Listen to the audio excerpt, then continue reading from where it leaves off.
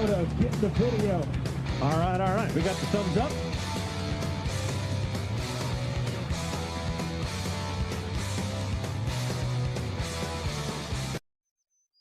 It is the 2021 season about ready to get underway here at the Turner Family Farm.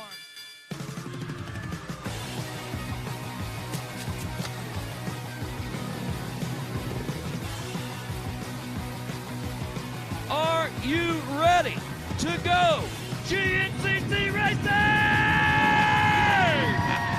10 seconds. And row number one, the XC1 Pro will be off and rolling at the BP Fuels Big Buck GNCC.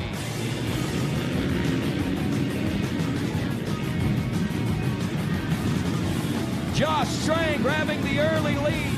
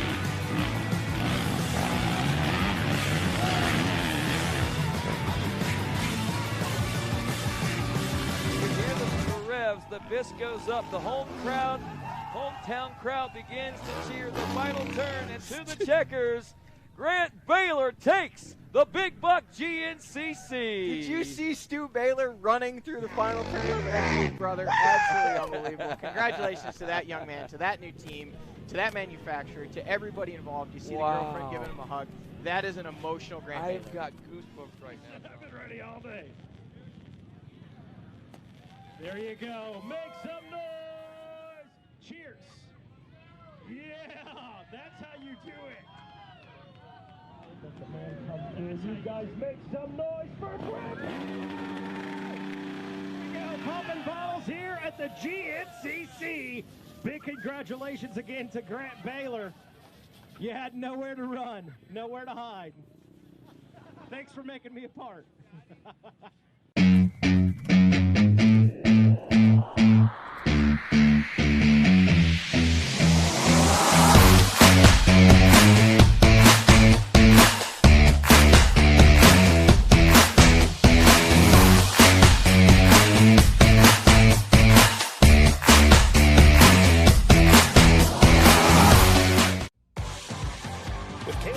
Retiring after the 2020 season of GNCC, we know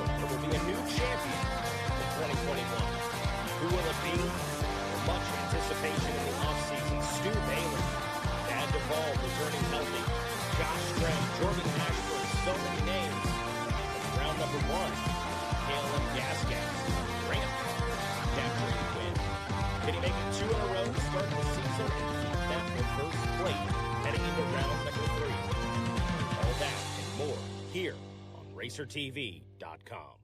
Are you ready to go GNCC Racing?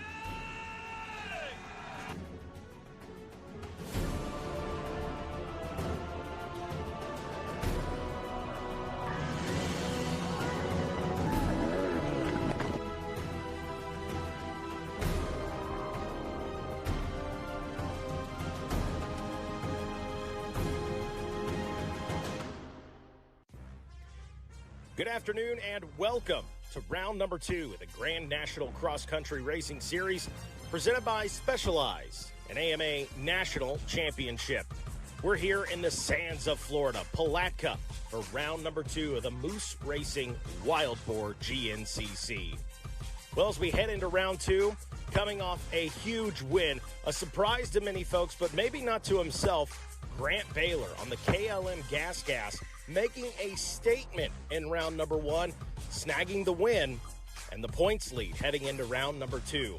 Thad Duvall, who finished second just a couple weeks ago, will not be racing here today in Florida, having a surgery just a couple days ago, and will be on the mend for several days, if not weeks. And we'll find out more on that later. And of course, Josh Strang, finishing third 2 weeks ago at the Big Buck GNCC, looks to rebound and capture his first win of the 2021 season. Will it be Grant Baylor returning to the podium? Will Stu Baylor finally be able to throw his name in the hat here in 2021?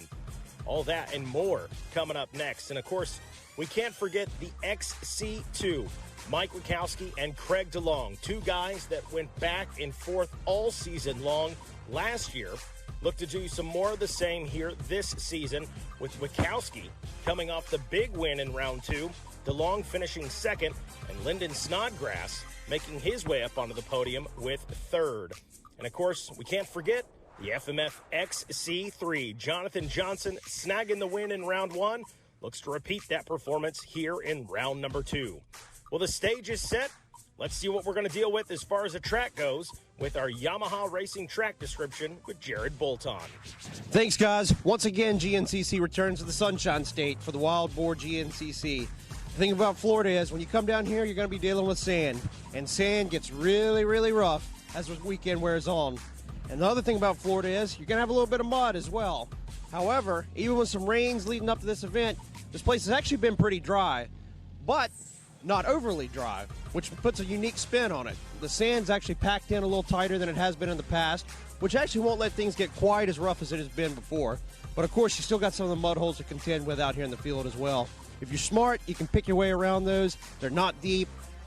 Pick your way around those the right way and you won't have any trouble, as long as you follow the arrows. If you try to get too far off the course, some of those water holes are probably, I'd say about that deep.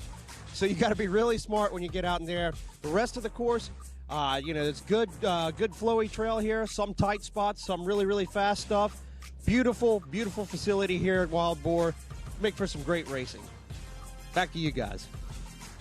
Well, thanks, Jared. Looks like we've got a gnarly, sandy, and palmetto-filled track for these guys today.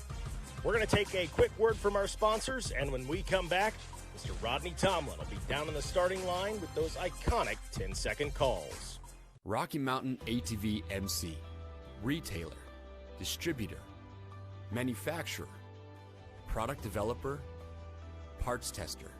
This is what we do, but who we are is something much simpler. We're riders, like you. 100% employee owned and operated, a company built by riders, entirely for riders. Rocky Mountain ATV MC. Get ready.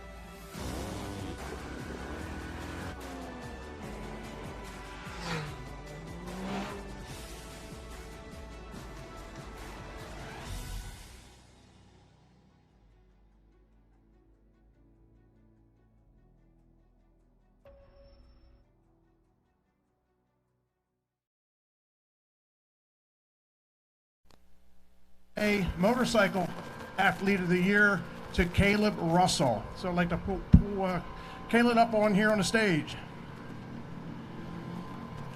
Caleb, I know you had a great career with KTM, and I know you've won numerous GNCC championships. Maybe you could tell us how many.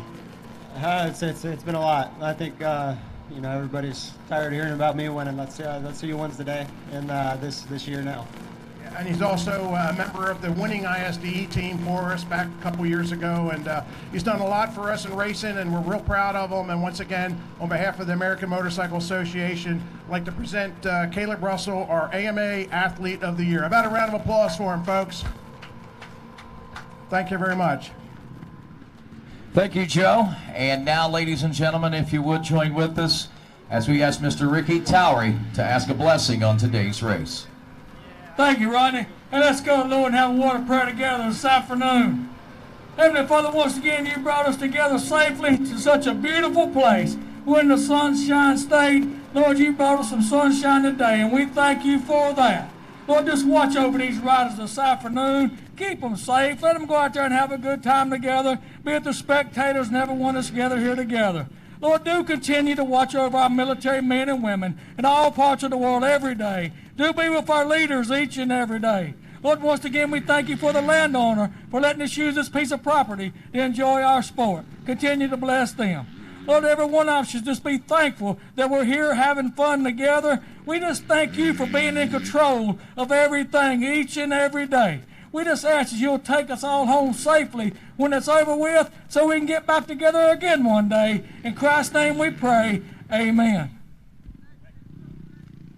And now, ladies and gentlemen, if you would, please remain standing, stand at attention, remove those caps, and cross those hearts as we honor the greatest nation in the world with the playing of our national anthem.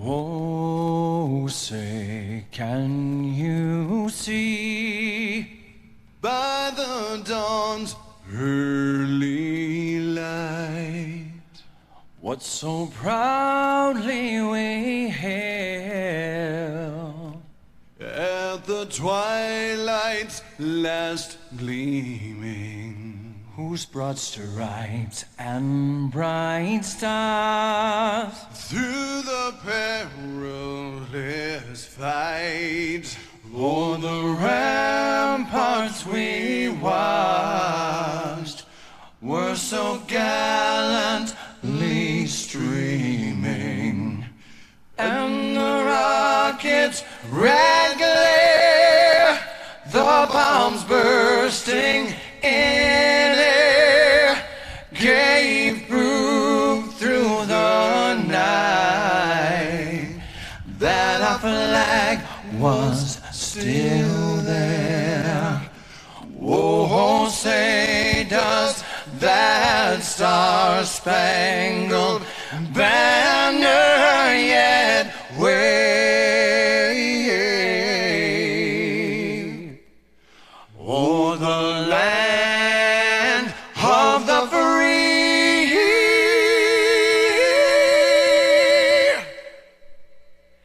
and the home of the brave.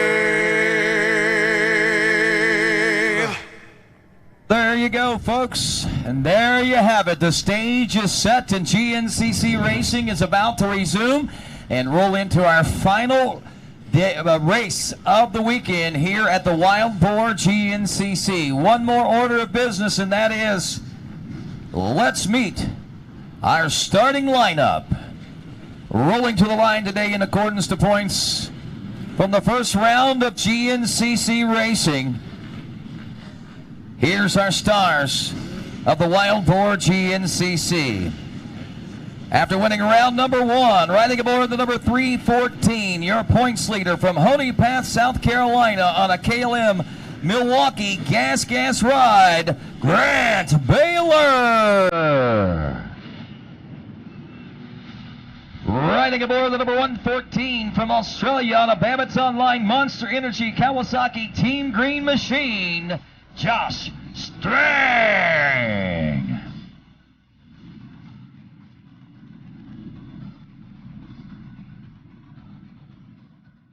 finishing fourth after round number one. Riding aboard the number 3 from Livingston, Tennessee on a Magna 1 Motorsports Husqvarna, Jordan Ashburn.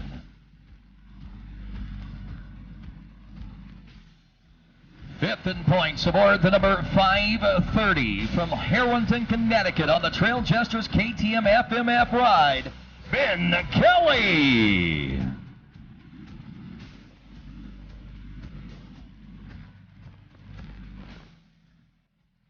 Riding aboard the number 212, finishing 6th in round one from Duval, Washington on a Coastal Gas Factory racing machine. He's rough, he's rowdy, Ricky Russell!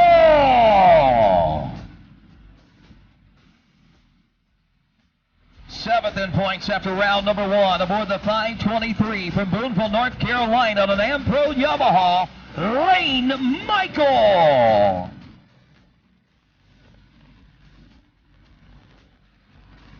8th in points aboard the number 206 from Winston, Connecticut on an FMF KTM factory racing machine, Josh Toke.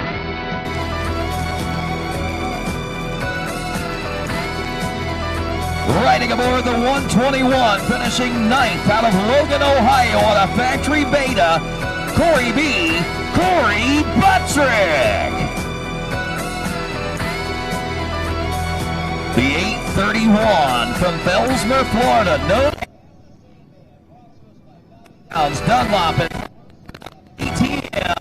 Eric Edmondson. 9.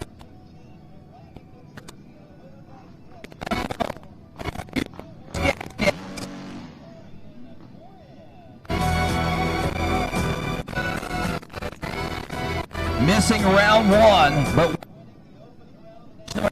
and the U.S. Sprint Enduro aboard the 514 from Hodges, South Carolina on an Ampro Yamaha, the 2020 Breakout Rider.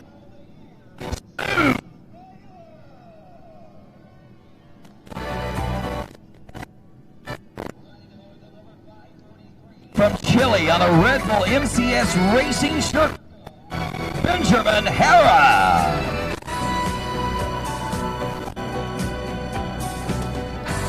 The number 930 from Primbine, Wisconsin.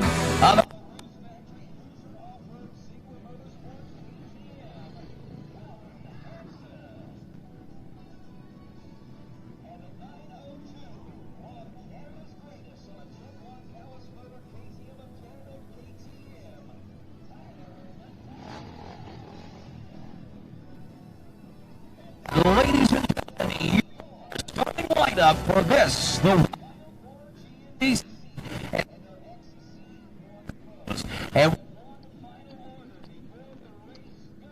and that is with me as our Monster Energy activation, readying our for the waving of the green flag and the 20 season in the GNCC Racing Nation. Thanks for being on hand with us, folks. We're glad to have each and every one of you across the World Wide Web and right here trackside this weekend as we celebrate a historic mark in the sands of Florida with our largest turnout here at the Wild Boar. Donnie Emler from FMF. What's going on, my friend? Oh man, I'm excited. This is my first GNCC of the year, so I always get stoked to come see these guys and watch them do 3 hours of pure pain. I think that's what it's going to be. Glad to have you in the house, Lil D. And of course, as the XC1 prepares themselves, they all make their eyesights turn toward that first turn where Ricky Towery finds himself. And of course, making his way out to the crowd, he lets these riders know we are just 1 minute away from going GNCC racing. And of course, with that, my friends, the hearts are beginning to pound. A lot of anxieties with this being the second round of the season. Still a lot up for grabs and a lot of questions as to who is going to take the win. Who will leave here today with a points lead and who will leave here flexing their muscles from the sands of Florida. Our next order of business, the blue flag, which will be a dead engine call and signal less than 30 seconds. Shut them down, guys. Shut them down. Shut them down. Shut them down. We are now less than 30 seconds away from going GNCC racing. And I got to ask you, Florida race fans, are you ready to go GNCC racing? That's pretty good. That's pretty good, bike fans, but I got to tell you right now, we're part of history. Let's let it be known we're happy to be a part of that history. So I'm going to ask you one more time. Are you ready to go GNCC racing?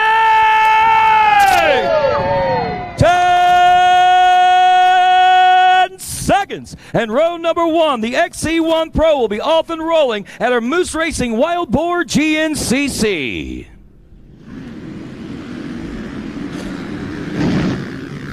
Full Shot Award up for grabs, brought to you by All Balls Hot Cams, and of course our friends at Wiseco Racing.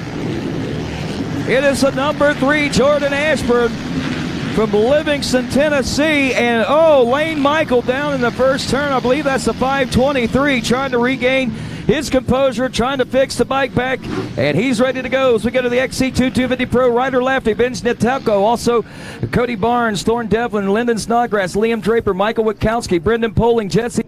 10 seconds. Craig DeLong, Evan Smith, Roy Babesa, Keegan Temple, Michael McLean, Brewer Colley, Vincent Smith, Joseph Ferrero, Hunter Neuwirth, Chris Vendetti, and Jonathan Garrar.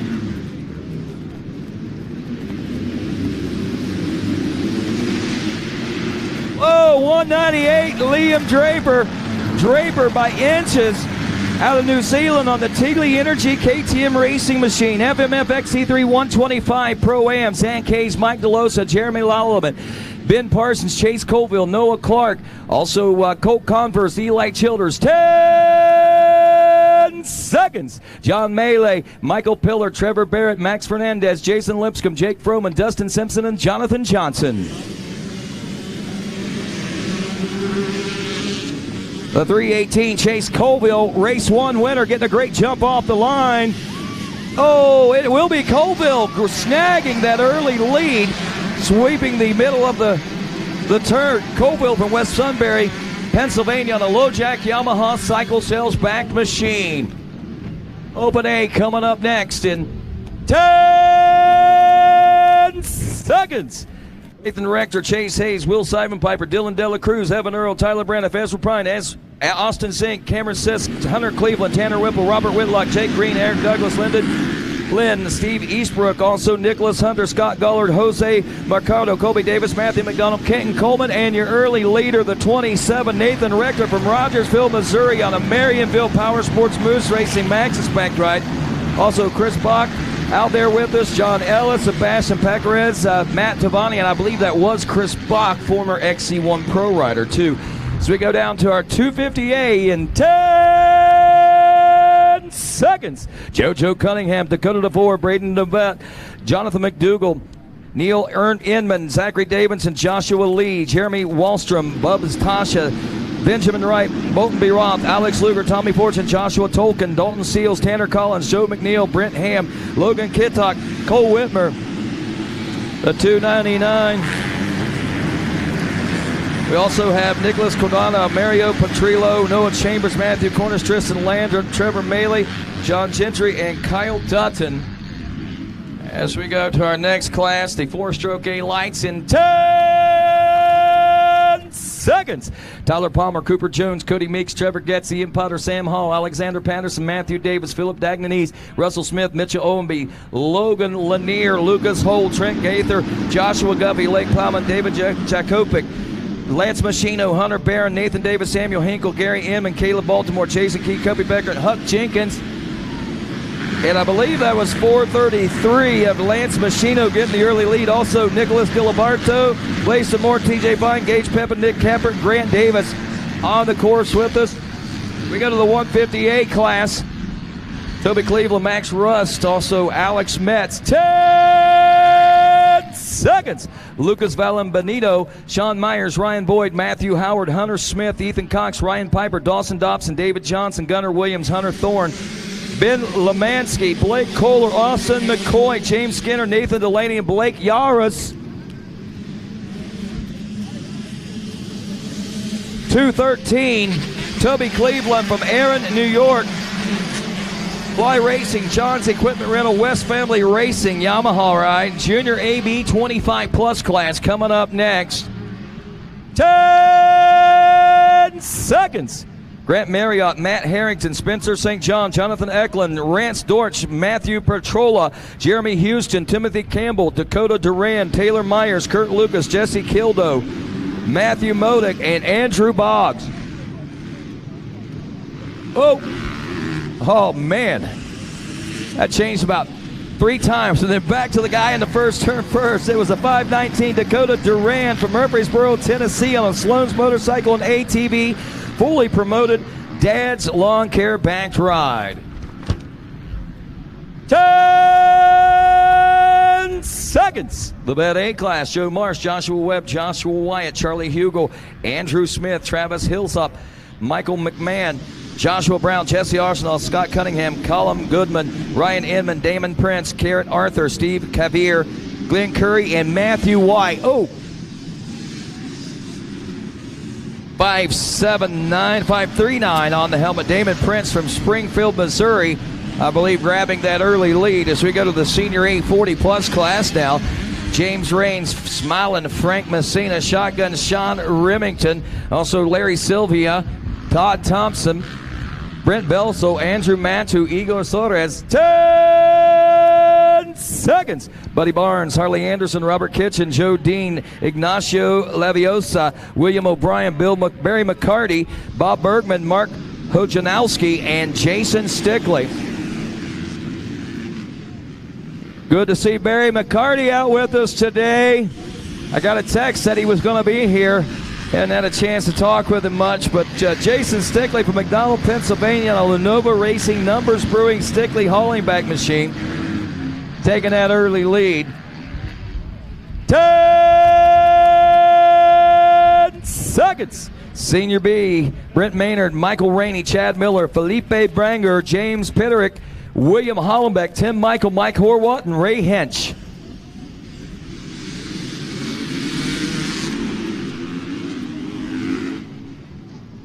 I think that might be Brent Maynard out of Genoa, West Virginia. Nope. It's the 911 of Ray Hench from Newville, PA.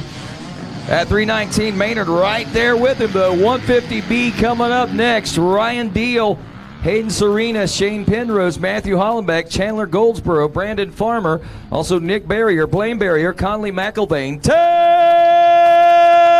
10 seconds.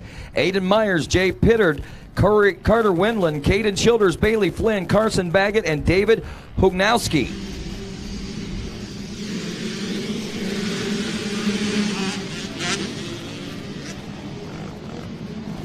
All righty, rounding the first turn.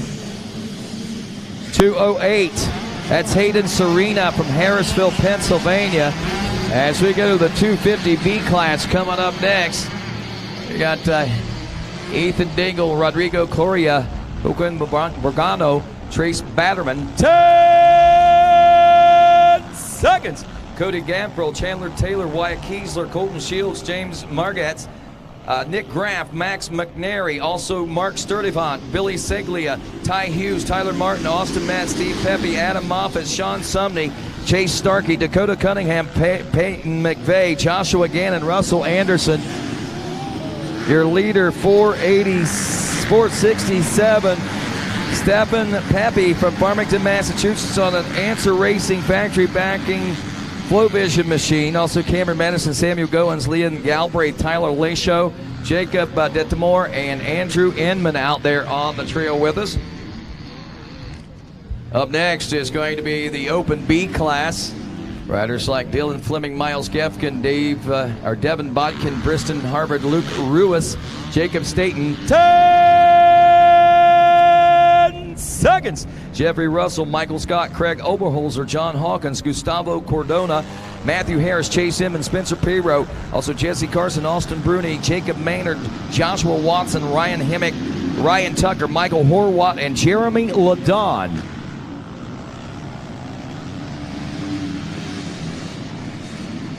713 on the helmet, I believe. That was Joshua Watson from Leesburg, Florida, taking the early lead. Four-stroke B lights class coming up next. We got Anthony Blackburn, Trevor Gold, and Kobe Dunham, Justin Griffin, Ty Ely. 10 seconds. Thomas Allen, Levi Elliott, Levi Ward, Xander Garoni, Clayton Robbins, Garrett Mundy, John Fee, Jordan Harris, Jake Fetcher, Forrest Busby, Brock Belso, Max Grant, Austin Satnell, Rayleigh Messer, Meyer Burgess, also Tanner Kirkman, Nicholas Heister, Benjamin Waukee, Michael Modak, Austin Hopkins, Levi Self, and Caden Sims. And your leader,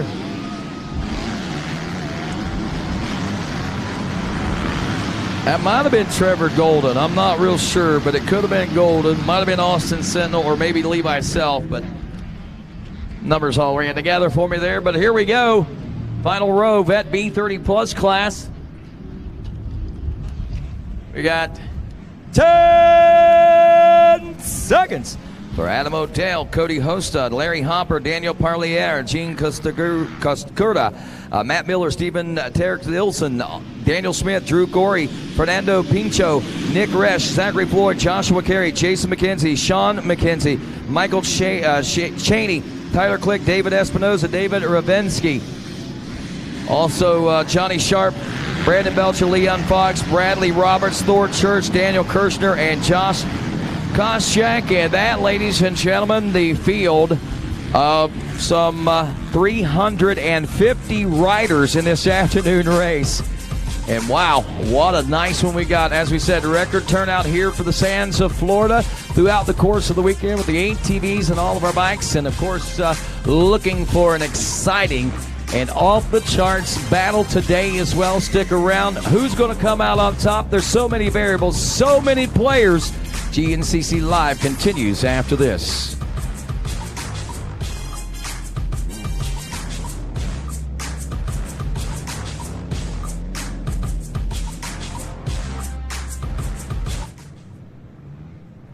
Rocky Mountain ATV MC, retailer, distributor, manufacturer, product developer, parts tester. This is what we do. But who we are is something much simpler. We're riders, like you.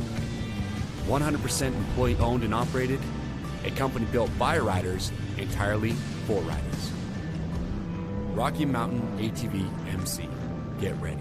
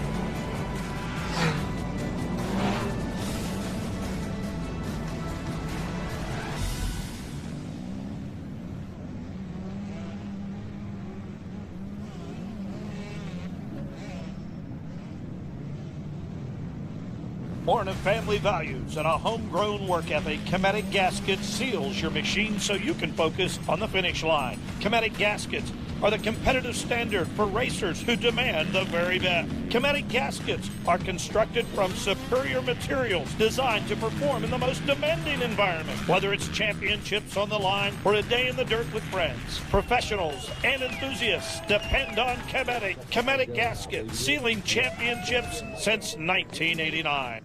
AMSOIL runs on freedom and has since 1972. We changed the industry by formulating the first API-qualified 100% synthetic motor oil.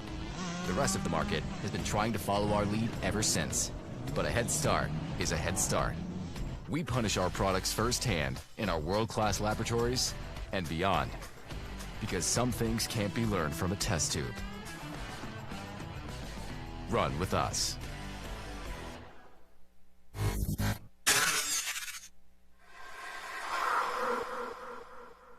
Last season was my best season ever by far. I won a lot of races. I won a championship, and it was also my first year using ARMA. And one of the things I noticed was just my ability to string good days together. You know, like especially in the summertime in Florida where you're riding every day and the heat index is 108 degrees and you're doing 230s and going to the gym and bicycle and all that stuff. I think in the past I've been super inconsistent day to day. Yeah, I may have a good race here or a good day during the week there, but overall I think where I improved the most was my consistency and my recovery.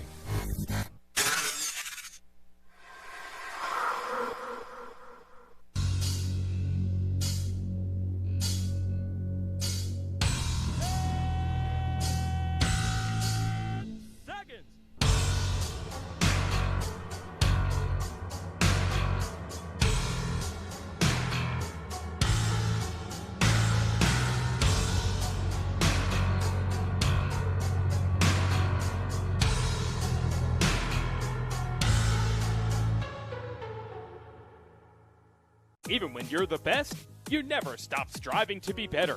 The all-new from the ground-up 2019 Yamaha YZ250F is available at LoJack Cycle Sales, alongside the all-new YZ65 and YZ85, and refined YZ450F. So stop by LoJack Cycle Sales today in Tarentum, Pennsylvania, and visit our online inventory at www.lojacks.com. Yamaha YZs. It's why we ride. Hi, my name is Andrea Lieb, the director of On Track School. How would you like to go to a school where we take into consideration how students learn best? Well, we do that because we find if we can build the curriculum around the things you are interested in, you're going to do a better job. The mission at On Track School is that educational success is possible while chasing your dreams. Not only will our staff help students to achieve success, they will cheer you on to the finish line. We encourage you to check out On Track School at ontrackschool.com, where we can help you chase your dreams and still get a quality education.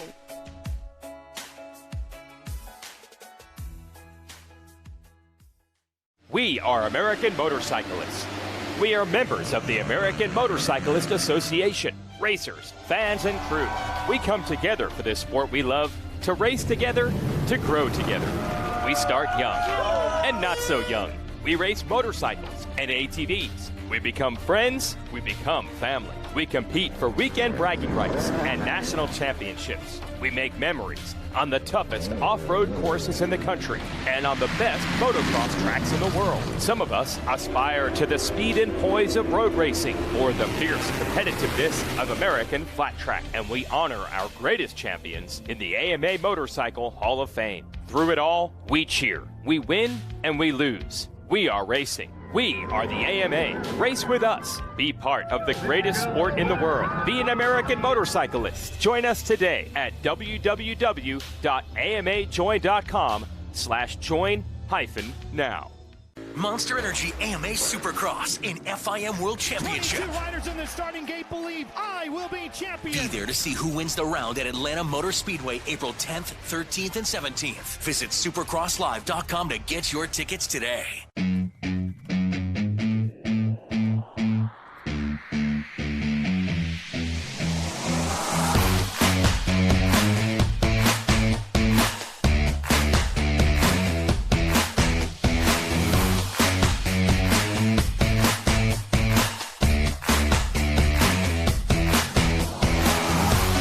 And welcome back to GNCC Live. Mikey Waynes alongside Johnny Gallagher. And you've already heard from our colleague Rodney Tomlin down on the starting line with those iconic 10-second calls. This is round two, Palatka, Florida, the Moose Racing Wild Boar GNCC. And if you're just joining us, we had the picture-in-picture there, saw some of the leaders, but we want to look at these start replays. Pretty chaotic there. especially for that XC1, the Specialized Start recap. Take a look at our XC1, XC2, and FMF XC3, starting with the XC1. And a couple of guys that are hungry, getting out front early.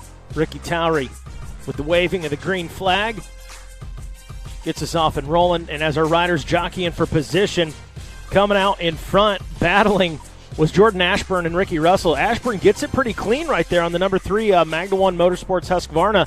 And Ricky Russell, a guy coming off that 6th place finish a couple weeks ago, right there in the number 2 spot. We'll see more on those guys here in a moment.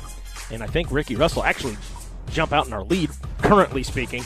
But right there, that's the start Jordan Ashburn wants and needs to be competitive. A guy that I think, Johnny, sort of that bubble rider last year, and I know that he doesn't want to be called the bubble rider this year. Hey, I mean, the bubble rider last year got him 3rd place overall True. in the series, so it definitely paid off for him. You know, he's got a great ride in that Magna 1 Lubricants Husky team. And then we went to XC2 here, Mikey. And as they jumped out, Ricky's waving. We can see we got some battles going on there in our picture-in-picture.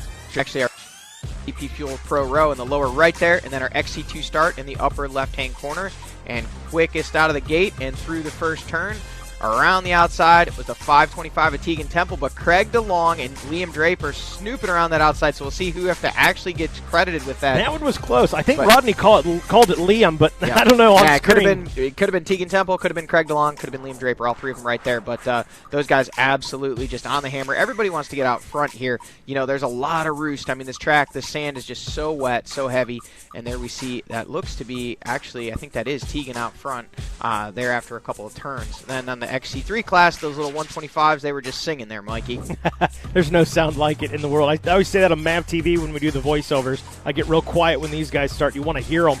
And how about, I believe, Chase Colville snagging the whole shot there out of the 125s with the little look over the shoulder like, all right, boys. Taking a look. He was making a statement there earlier. That's going to be a very competitive class today. I mean, we saw a lot of battles in that one just 2 weeks ago at Big Buck in South Carolina, and we expect that battle to continue on. Chase Colville out front, the number 707 there in second. I do forget that rider's name, but I know he's a local Ohio guy. He's a product of that Wexer series and doing real well on that little 125. And then we went to, I don't know if we have a replay of it, but in the bottom right corner there, we actually did see, as you mentioned, a pass for the lead right here, as a matter of fact, just a few moments ago. Coming around that sand sweeper there, Jordan Ashburn on the number 3 leading the way. Ricky Russell, the 212 Coastal Racing Gas stalking him. And then next thing you know, he wheelied through that water and made the pass for the lead. So Ricky Russell leading, at least when they last went past our camera there. It was second place was still Jordan Ashburn, and then there was a whole mess of guys there right together. Stu Baylor. Yeah. The only rider that we kind of expect right up front to be up front there and battling that was a little further back. Grant Baylor was a little bit off the back of the train. Nothing to be worried about if you're a KLM Motorsports Gas fan or a Grant Baylor fan. We know he charges late in these races, but definitely seemed to have had an issue that first lap or lost a little pace. And when I say way off the back, we're talking a matter of seconds here. Not that he was minutes behind. He was he was probably 15, 20 seconds off the back of kind of that lead group. The one thing I think we did miss on that start was Lane Michael. If you guys didn't see the start, Lane Michael actually went down, I believe, in turn 1.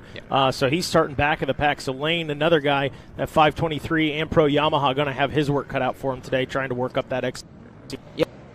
And actually, if you watch that replay, we just had Stu actually high-sided but saved it and was able to ride away from it. So both of the Ampro Yamahas there a little further back than they'd probably like to be. There is Ricky Russell leading the way on the 212 Coastal Racing Gas through the Monster Energy Mile. Second place rider there is Jordan Ashburn. Stu Baylor now up into third, so recovering. He was 4th when we saw him last. He's right in sight of those guys.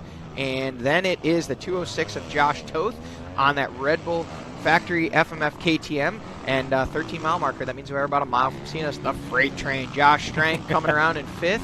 There is Ben Kelly, has worked his way up now, and I believe that was Lane Michael on that other Ampro Yamaha right behind him, and there he is. So that makes about your top 7 as they come by at the 13-mile marker. We'll see him here at the finish in just about a mile. It's incredible this season. Round 1 was wild. I'm sure there were a few folks out there that picked Grant Baylor to win it, but the large majority, we were so focused on all these other guys. But to say any rider is not hungry this season is just I don't know if you heard, Caleb Russell got the AMA Rider of the Year award before this, and AMA officials, how many championships do you have? How many wins? And Caleb's like, people are tired of hearing about me. Let's figure out who wins today. That's pretty cool. So I thought that was pretty cool. Caleb always figures out a way to just kind of like, downplay his own success. Yes. And I don't think he does that at all. There's Johnny Gerard, 969 on that Coastal Racing gas out front. And I'll tell you what, guys, keep an eye on this guy today. I mean, I feel like he feels like he has a massive hole to dig himself out of, a point to prove today. But this guy right here, the points leader with the reverse plate, Mike Wachowski, that Ampro Yamaha, he is not going to let him go easy. Lyndon Snodgrass, I expect to see big things out of today. The Aussies just love the sand, and there's an Australian. Craig DeLong there, Evan Smith. Looked like we had a couple other riders there in between. Looked like Liam Draper was still up in there. I saw the 198, and here they come to the finish, Mikey. Looking good. Johnny Gerard, by the way, last year finished 5th on adjusted time. Pretty impressive. So, yeah, I think you're right. Nails it right there. As they come through the finish here, we'll get the timing and scoring on it. Ricky Russell obviously out in front on the gas. And just shy of 2 seconds behind him is the number 3 of Jordan Ashburn. And that might be it. Nope, Stu Baylor, the 514 Yamaha, checks in third. Josh Toth's also just checking in there. 9-second gap. And Toth another 6 seconds behind him. So Ricky Russell, gas team, the Coastal gas team, probably thinking, all right, the KLM gas team got a win with Grant. It's my turn now. Yeah, absolutely. And I think I can tell you, I talked to Ricky after the race 2 weeks ago in Big Buck, and he felt like he was there. He felt like he had the speed. Felt like just a couple of key mistakes that he made put him in a bad position, and he ended up 6th, and he was definitely not happy with that. Right. He felt like, and he even made reference to the fact that, Grant's out there on a satellite team getting gas his first win, and I think Ricky wants to be the guy putting that brand up front. So far today, he's the guy putting it up front, all the way up front. So, if you're a gas fan, if you're a gas employee, you got to be happy. I mean, winning round 1, and now here you are, only one lap in, but still, anytime you're at the front of a pack like this, I mean, these guys are some heavy hitters, serious competition, and Ricky Russell out here leading the way. On the Supercross side with Justin Barsha winning round 1, A1 on the gas, and then they come around GNCC. Grant Baylor wins it. Good luck to any of the dealerships out there trying to keep a gas on the floor. Yeah, absolutely. They're flying. And, I know Stu Baylor's made reference via social media. This is a great drone shot here. This is Ricky Russell, folks, working his way through the pines, and now he's working his way into the palmettos. You can see the turn there, and it still looks like pine trees, but all those little scrub you see on the ground, those are palmettos, and those things hate dirt bikes. Well, more specifically, they hate wheels. So what they do is when you hit one or you get near one, they try to grab your wheel, and they try to take you and your dirt bike to the ground. They want to end your day. So it looks like they're just kind of bebopping through the woods here, but for anybody that's not here on the premises and has never been here, they are essentially riding through a bomb field right now. And the slightest little miscue in their line could end up with them flat on their back wondering what happened. So this is a very, very, in my opinion, this is the most treacherous section of the race course in terms of brutal on the body, brutal on the mind. There's definitely some muddy sections coming up that we'll see them going through. Maybe if we have some drone coverage through that, or even if we don't,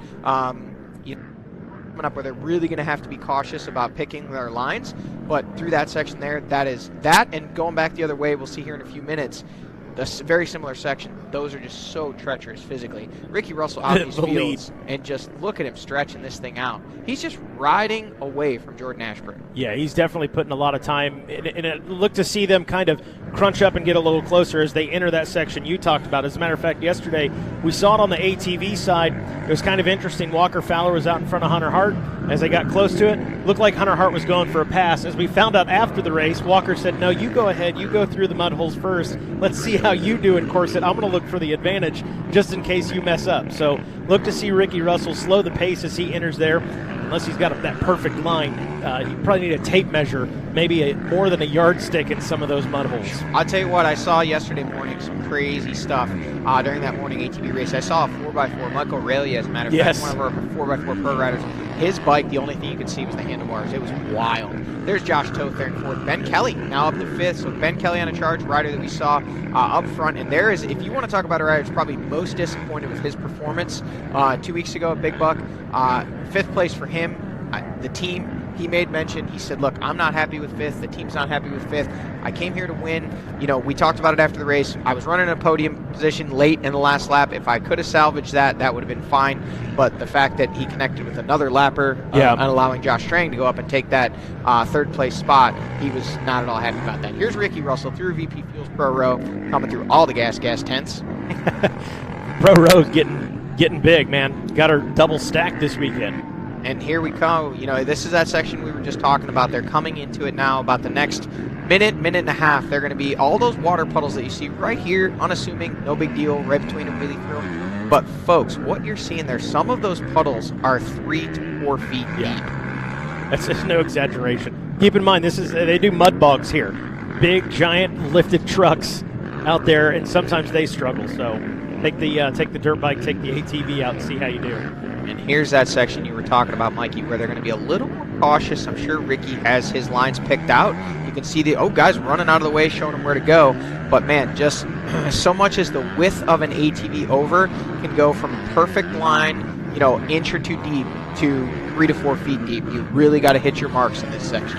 So talk a little bit about the sandy sections here in Florida, which is pretty much the entire track. But we really only race in the sand a couple times. We've got this sand down here in Palatka, and then a little bit up in Camp Coker.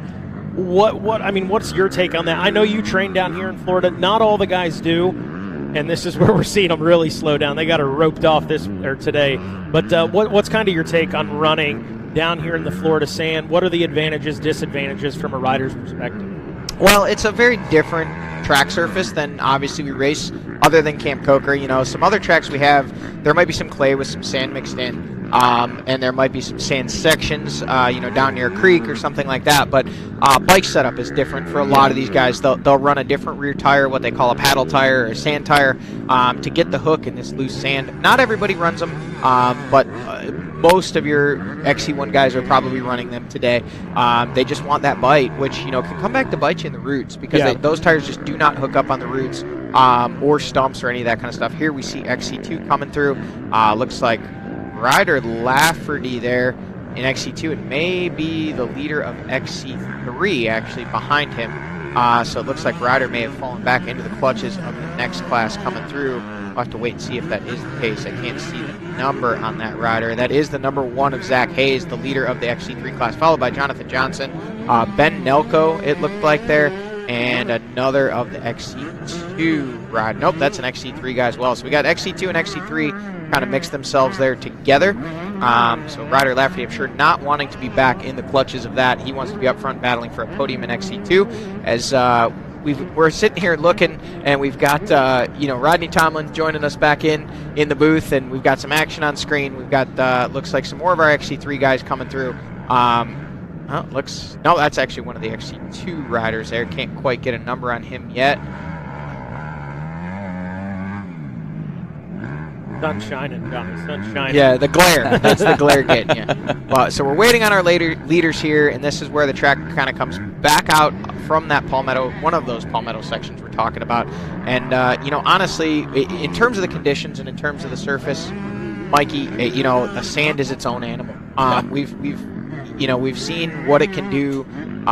It can make heroes out of guys that have never won a race or never been up front before. If going back in the day, Garrett Edmonston, right. The Sandman, he was just a Florida specialist. Jesse Ansley is one I think we should keep an eye on in that XC2 class.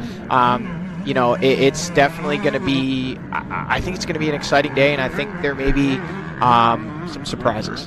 Johnny, would it be safe to say, like Big Buck, this particular track is breaking down a little differently than what we've seen break down in years past? Rodney, you can't even imagine. That's what I was noticing myself. The moisture and when I say that, it's not that it's anything crazy.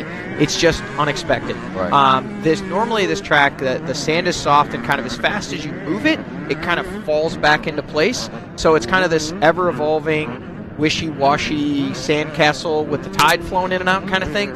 Where this weekend, there's so much moisture in the ground because of the rain leading up, and even the little bit of rain we had yesterday, the sand is staying together better. It's kind of packing, almost, if you will, and we're ending up with a lot of square-edge chop, where we still have the big holes, but the crazy part about the holes, I was just talking to somebody about this right before I came into the booth, there's sections out there where you're just kind of, you know, to make the brap brap dirt bike noises, you're just kind of across the whoops, and when you fall into the wrong one, it's a swamp, and it's your bike will just come to a stop, and you go flipping over the handlebar. Yeah, I know. My son, he was talking. He was riding the youth races this morning. He said, you know, he got buried up to his seat, you know, a couple times out there. Was able to get out, but you know, it's kind of deceiving how deep some of those holes could get out there, and how quickly they got, and how much it changed from lap to lap. Is basically what he was relating to me out there, and I too, just noticing on screen.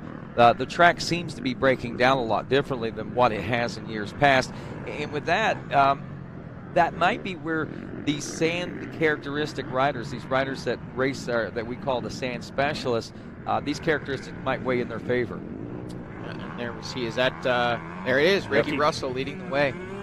Getting cheered on there, and you know, Rodney, absolutely. Oh, and Jordan Ashburn not letting him go. No, but that rider right there, both those guys are laboring. That is not a pace. That is them sprinting. Ricky Russell is wanting to get away, get out front, get himself some breathing room, and Jordan Ashburn does not want to let him go. You could tell by the intensity both those guys are riding. Look at the gap that they've put out third. When we saw him, what was it? It was at the finish line. It was 8 seconds. Folks, this is a lot more than 8 seconds. A lot more than that now. This is kind of what we were witnessing yesterday during the ATV race. We saw that breakaway by the front guys like that yesterday. I think there were 3 up in initially, but it eventually became the top 2. Here we go. Stu has had some troubles because he had a little bit of a gap on Josh Toth when we saw him last. Now Toth up into 3rd, Stu in 4th, Strang in 5th, and Ben Kelly in 6th. So a lot of shakeups there. That may have been in those water sections. Yeah. Our drone might have cut away at just the wrong time. We might have missed some chaos there. It's a little chaos, I think. Yeah, Stu was up there. That looked like, was that Toth in 3rd now? Yeah, Toth in 3rd, Stu 4th, and then 5th was Strang, 6th was Ben Kelly. So that was all shuffled up. Ben Kelly dropped back, Stu dropped back, Toth and Strang both moved up. So big things. You got to be excited for Josh Toth. Really, the top 3 right now, I think, have got something to prove. Josh Toth, Jordan Ashburn, and Ricky Russell, I think, all came into round 1 expecting to do better than they did. There's our winner from Big Buck, Grant Baylor, on screen right there, making up for lost time. But making up for lost time. Don't count him out. Yeah, don't count him out for sure. But he's got to get going. Those front couple guys are starting to break away. He's not even up to the next pack yet. He needs to get in with that pack. I believe that may be Tyler Medaglia there. I think it is. That's a visiting rider from Canada, the Canadian Motocross Series, that every year we're like, hey, who's this guy that's going real fast? And it is. Oh, look at that. There's your leader of XC2. Wow, did you see that? He is absolutely rolling. He has gotten around Corey Buttrick, and he has, let's see what the gap is. So it looked like it was at least 36.08 that he came by. So he's got 10 seconds now. He had about that on Mike Witkowski when we saw him last. So now it's more like 15. And that is now, it's Craig DeLong in 2nd, Mike Witkowski in 3rd, and then Benjamin Prairie, that's an XC1 rider, Liam Draper there in 4th. So there's your top 4 in XC2, and we're joined in the booth by Jason Wygant. Jason, right on cue, here comes Ricky Russell leading the way. I only call leaders, bro. That's what I do. How about call the leaders? Well, let's talk about this gas hype, boy. Hey, hype and reality. I'm telling you what, they look really good right off the rip. We're at the FMF PowerPoint. Ricky Russell just getting his GNCC legs back under him. Jordan Ashburn, real strong on his new ride. Looked good at the opener. And when you see that number 3 plate, obviously you know how legit he is. Just the question is, can he maintain this speed all the way to the end? And same thing with Russell, because that lead looks bigger than the last time I saw it. What's going on here? Yeah, you were just stepped out. You weren't in. You just walked in, but they have really pulled out a gap over the 3rd place rider of, there he is. So Stu Baylor wasn't 3rd. Now it's Josh Toth. Stu Baylor back and 4th, and looks a little muddy there. So we're making a assumption that he may have been chasing alligators in one of those holes there. And then Ben Kelly has now gotten back. Oh, whoa, Josh Strang has dropped back, and Lane Michael has interjected himself into this battle. So, you know, these are, it's funny, a lot of these guys right here, 3 of those 5 that we see on screen have been riding together for the last 2 months, every day, putting motos just 3 miles from here at Caleb Russell's Ranch Russell. So this is just another training day for those guys. It's funny how crazy it was off the start. So Strang's bike didn't even fire, and then by the time he gets to turn 1, he's already passed 3 guys who are down, including Grant Baylor, and I believe Lane Michael was down with him. Then I saw him and Lane try to hook up and work together. Now he's moved even further up. He's gotten around Stu. So it is impressive, actually. I think the guys are like, Are we going to work together here to get to the front right now or not? And then somebody gets stuck, and then it's like, okay, you're out. Well, you know who another rider that's a part of that, that whole training group that they had out front, Ricky Russell. And I got to tell you, Ricky was not the standout this winter. Yeah. So, and I'm not saying that in a bad way, but, there was guys that were fast day in, day out. You get the lap times, you get the reports, and Ricky was kind of just always that kind of middle of the pack kind of guy, and even stated like, hey, I'm not a sand guy, I just want to get through Florida. But he was disappointed with his race at Big Buck, as we were just talking about. There's Tyler Medaglia, rider you're very familiar with from the moto side of things. Corey Buttrick, welcome back to GNCC Racing, hanging right there with the best in the business, putting that beta on TV, putting that beta up front, and I feel like he is a rider, and that is a team that's just going to get stronger as the season goes on. It was awesome to see Corey B, another generation, doing his opening ceremonies with this little guy on the handlebars. Now we're in XC2. I just saw Johnny Girard go by. Yep. And now we're up to Witowski, expecting a great battle in XC2 this year like we had last year. Girard, correct me if I'm wrong, what happened late in the race at Big Bucks? He was up front the whole time and then ended up taking, I think, 6th, right? Yeah, I think it was some crashes. I think he had some issues, and he was very hard on himself. And another XC2. Oh, look at that, Lyndon Snodgrass. This is a rider, folks. Keep an eye on that 178 on that Babbitt's Racing Monster Energy Kawasaki. We were expecting big things out of him last year. Just kind of never really came to fruition. Had a great ride at Big Buck. Kind of got his legs under him, and he's a sand specialist. So we were just talking, Rodney. You were just talking about that, with having these sand specialists. This guy's from Australia. They live, eat, breathe sand. So I expect to see big things out of Lyndon Snodgrass today. Tegan Temple, there's your whole shot taker from your whole shot winner, award winner from the XC2 class, and still up there running strong inside the top 10. But yeah, I mean, Johnny Girard, it looks like he's on a mission right now, but, you can't sleep on Mike Wachowski. Mike Wachowski looks like he is not willing to let Johnny Girard get away for sure. He's going to keep pushing the pace. One thing to point out, though, those guys only 8th overall for Johnny Girard right now. We pointed that out 2 weeks ago at Big Buck. These guys normally will go out and they will be in the top 3 or even leading the overall after a lap. Not this year. These XC1 guys are on a mission, and here we go, folks. Here comes your leaders. So pretty cool to see Ricky Russell getting back after it. I did talk to him before the race today, and he admits that huge injury last year. It's going to be a little bit for he's fully where he wants to be, 100%, but he's going to get put to the test right now, maybe the most grueling test of the season physically, and he's throwing down some heaters early on. Same thing with Ashburn. Can they maintain this pace? Hard to believe 40 minutes in. Not even a third into this thing, dude. My hope is this: if Ashburn can manage a win or really even a podium today, he's got the number 3. I really hope he just channels his inner Aaron Plessinger from last night and says, "Do it for Dale. Dale, do it for Dale. Do it for Dale. Somebody, please. Tears, babies, do it for Dale. Mullets, mustaches. We got the whole kit at Daytona." Well, here's Stu, and I'll tell you, what a shakeup in this series. I'm sure you guys have mentioned. So Thad Duvall, obviously a contender coming into this championship, solid at the opener, gets second. That's exactly what you want to see from Thad. He's now out after some serious injuries at the U.S. Sprint Enduro. So suddenly you have Stu Baylor, I guess, back in title contention, despite having not finished a race yet this year. He's on the move. That was something that really, Stu Baylor came to us Friday night. We were actually filming our show openers, and he's standing there, and you could tell as Rodney and I are talking ATVs, you could glance over and you could tell, oh, I know what Stu's here to announce, and it's not good. He's not happy. And he basically said, I told Ampro Yamaha, get the bike out of the pits. I don't want to see it, because if it's sitting there tomorrow, I'm racing it.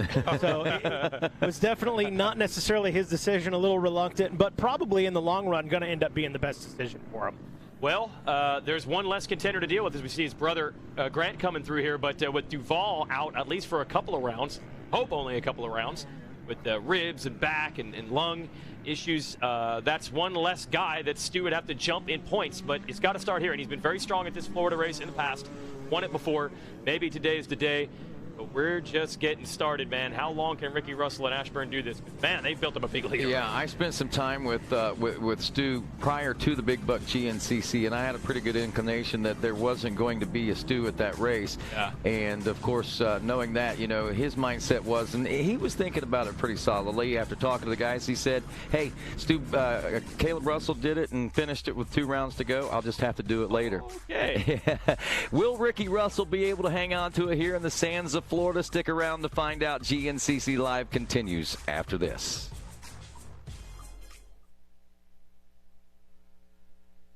Rocky Mountain ATV MC, retailer, distributor, manufacturer, product developer, parts tester.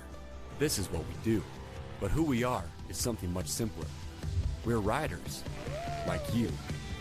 100% employee owned and operated, a company built by riders, entirely for riders. Rocky Mountain ATV MC. Get ready.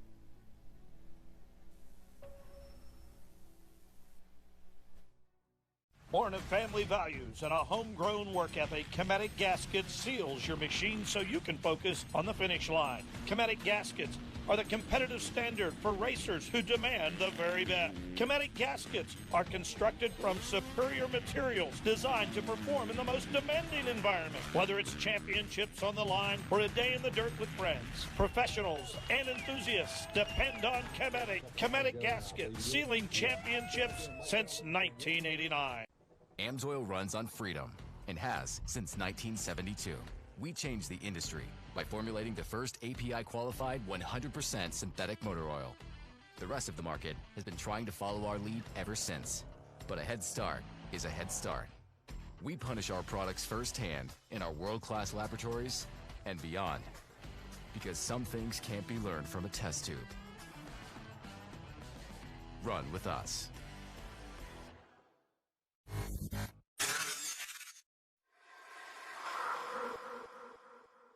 Last season was my best season ever by far. I won a lot of races. I won a championship, and it was also my first year using ARMA. And one of the things I noticed was just my ability to string good days together.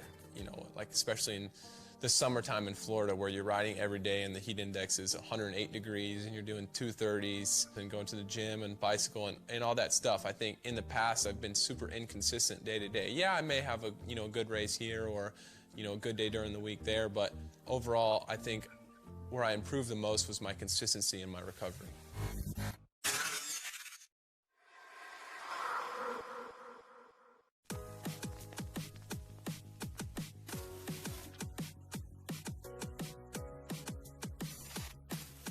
Yamaha's Aaron Plessinger grew up in the shadows of the off-road trails of the Grand National Cross Country Championship. A skilled youth rider and son of racing legend Scott Plessinger, a two-time champion of the toughest racing series in America, it was expected to see the young Aaron follow in the footsteps of his father to be one of the off-road greats. However, after earning championships as a youth racer in the 65cc, 85cc, and Super Mini classes, he found himself longing for the motocross track, where he had enjoyed many successes as well. As an amateur in MX, Plessinger first caught the eye of the motocross world when he dominated the 250 and 450B classes at the AMA Amateur National Motocross Championship Finals at Loretta Lynn's. That following year, in 2014, he captured 4 250cc Supercross class wins as well as an Arena Cross win. These accomplishments helped to set the stage to him earning the 2015 Supercross Rookie of the Year. Aaron won the 2018 250 AMA Pro Motocross Championship. Another great thing to add to Aaron's story is the fact that as he was making his transition into motocross and supercross stardom, he found time to visit his roots and take top amateur honors several times in 2011 and 2012. In 2013, Aaron battled relentlessly with Jason Thomas for the XC2 Pro Lights Class win at North Carolina's famed Still Creek GNCC. And that's this week in Yamaha history. Just stay right there.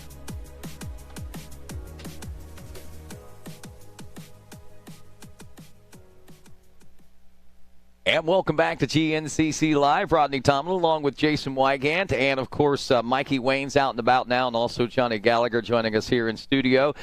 Jason, welcome back to CC Racing Nation. I know you're in town for the celebrations of Bike Week. We had the opportunity to kick it off yesterday with the Youth 8, actually the Micro ATV racing at 8 a.m. yesterday. So, and then, of course, Supercross at Daytona last night, and that's part of the reason you're in town, and you got to enjoy that last night, and you come over today here to Palatka to get to enjoy the Wild Boar GNCC. Yeah, that's tradition, man. There were years where I was begging to be able to get to see Bike Week, but definitely going to the GNCC. So I'm always at this race for sure.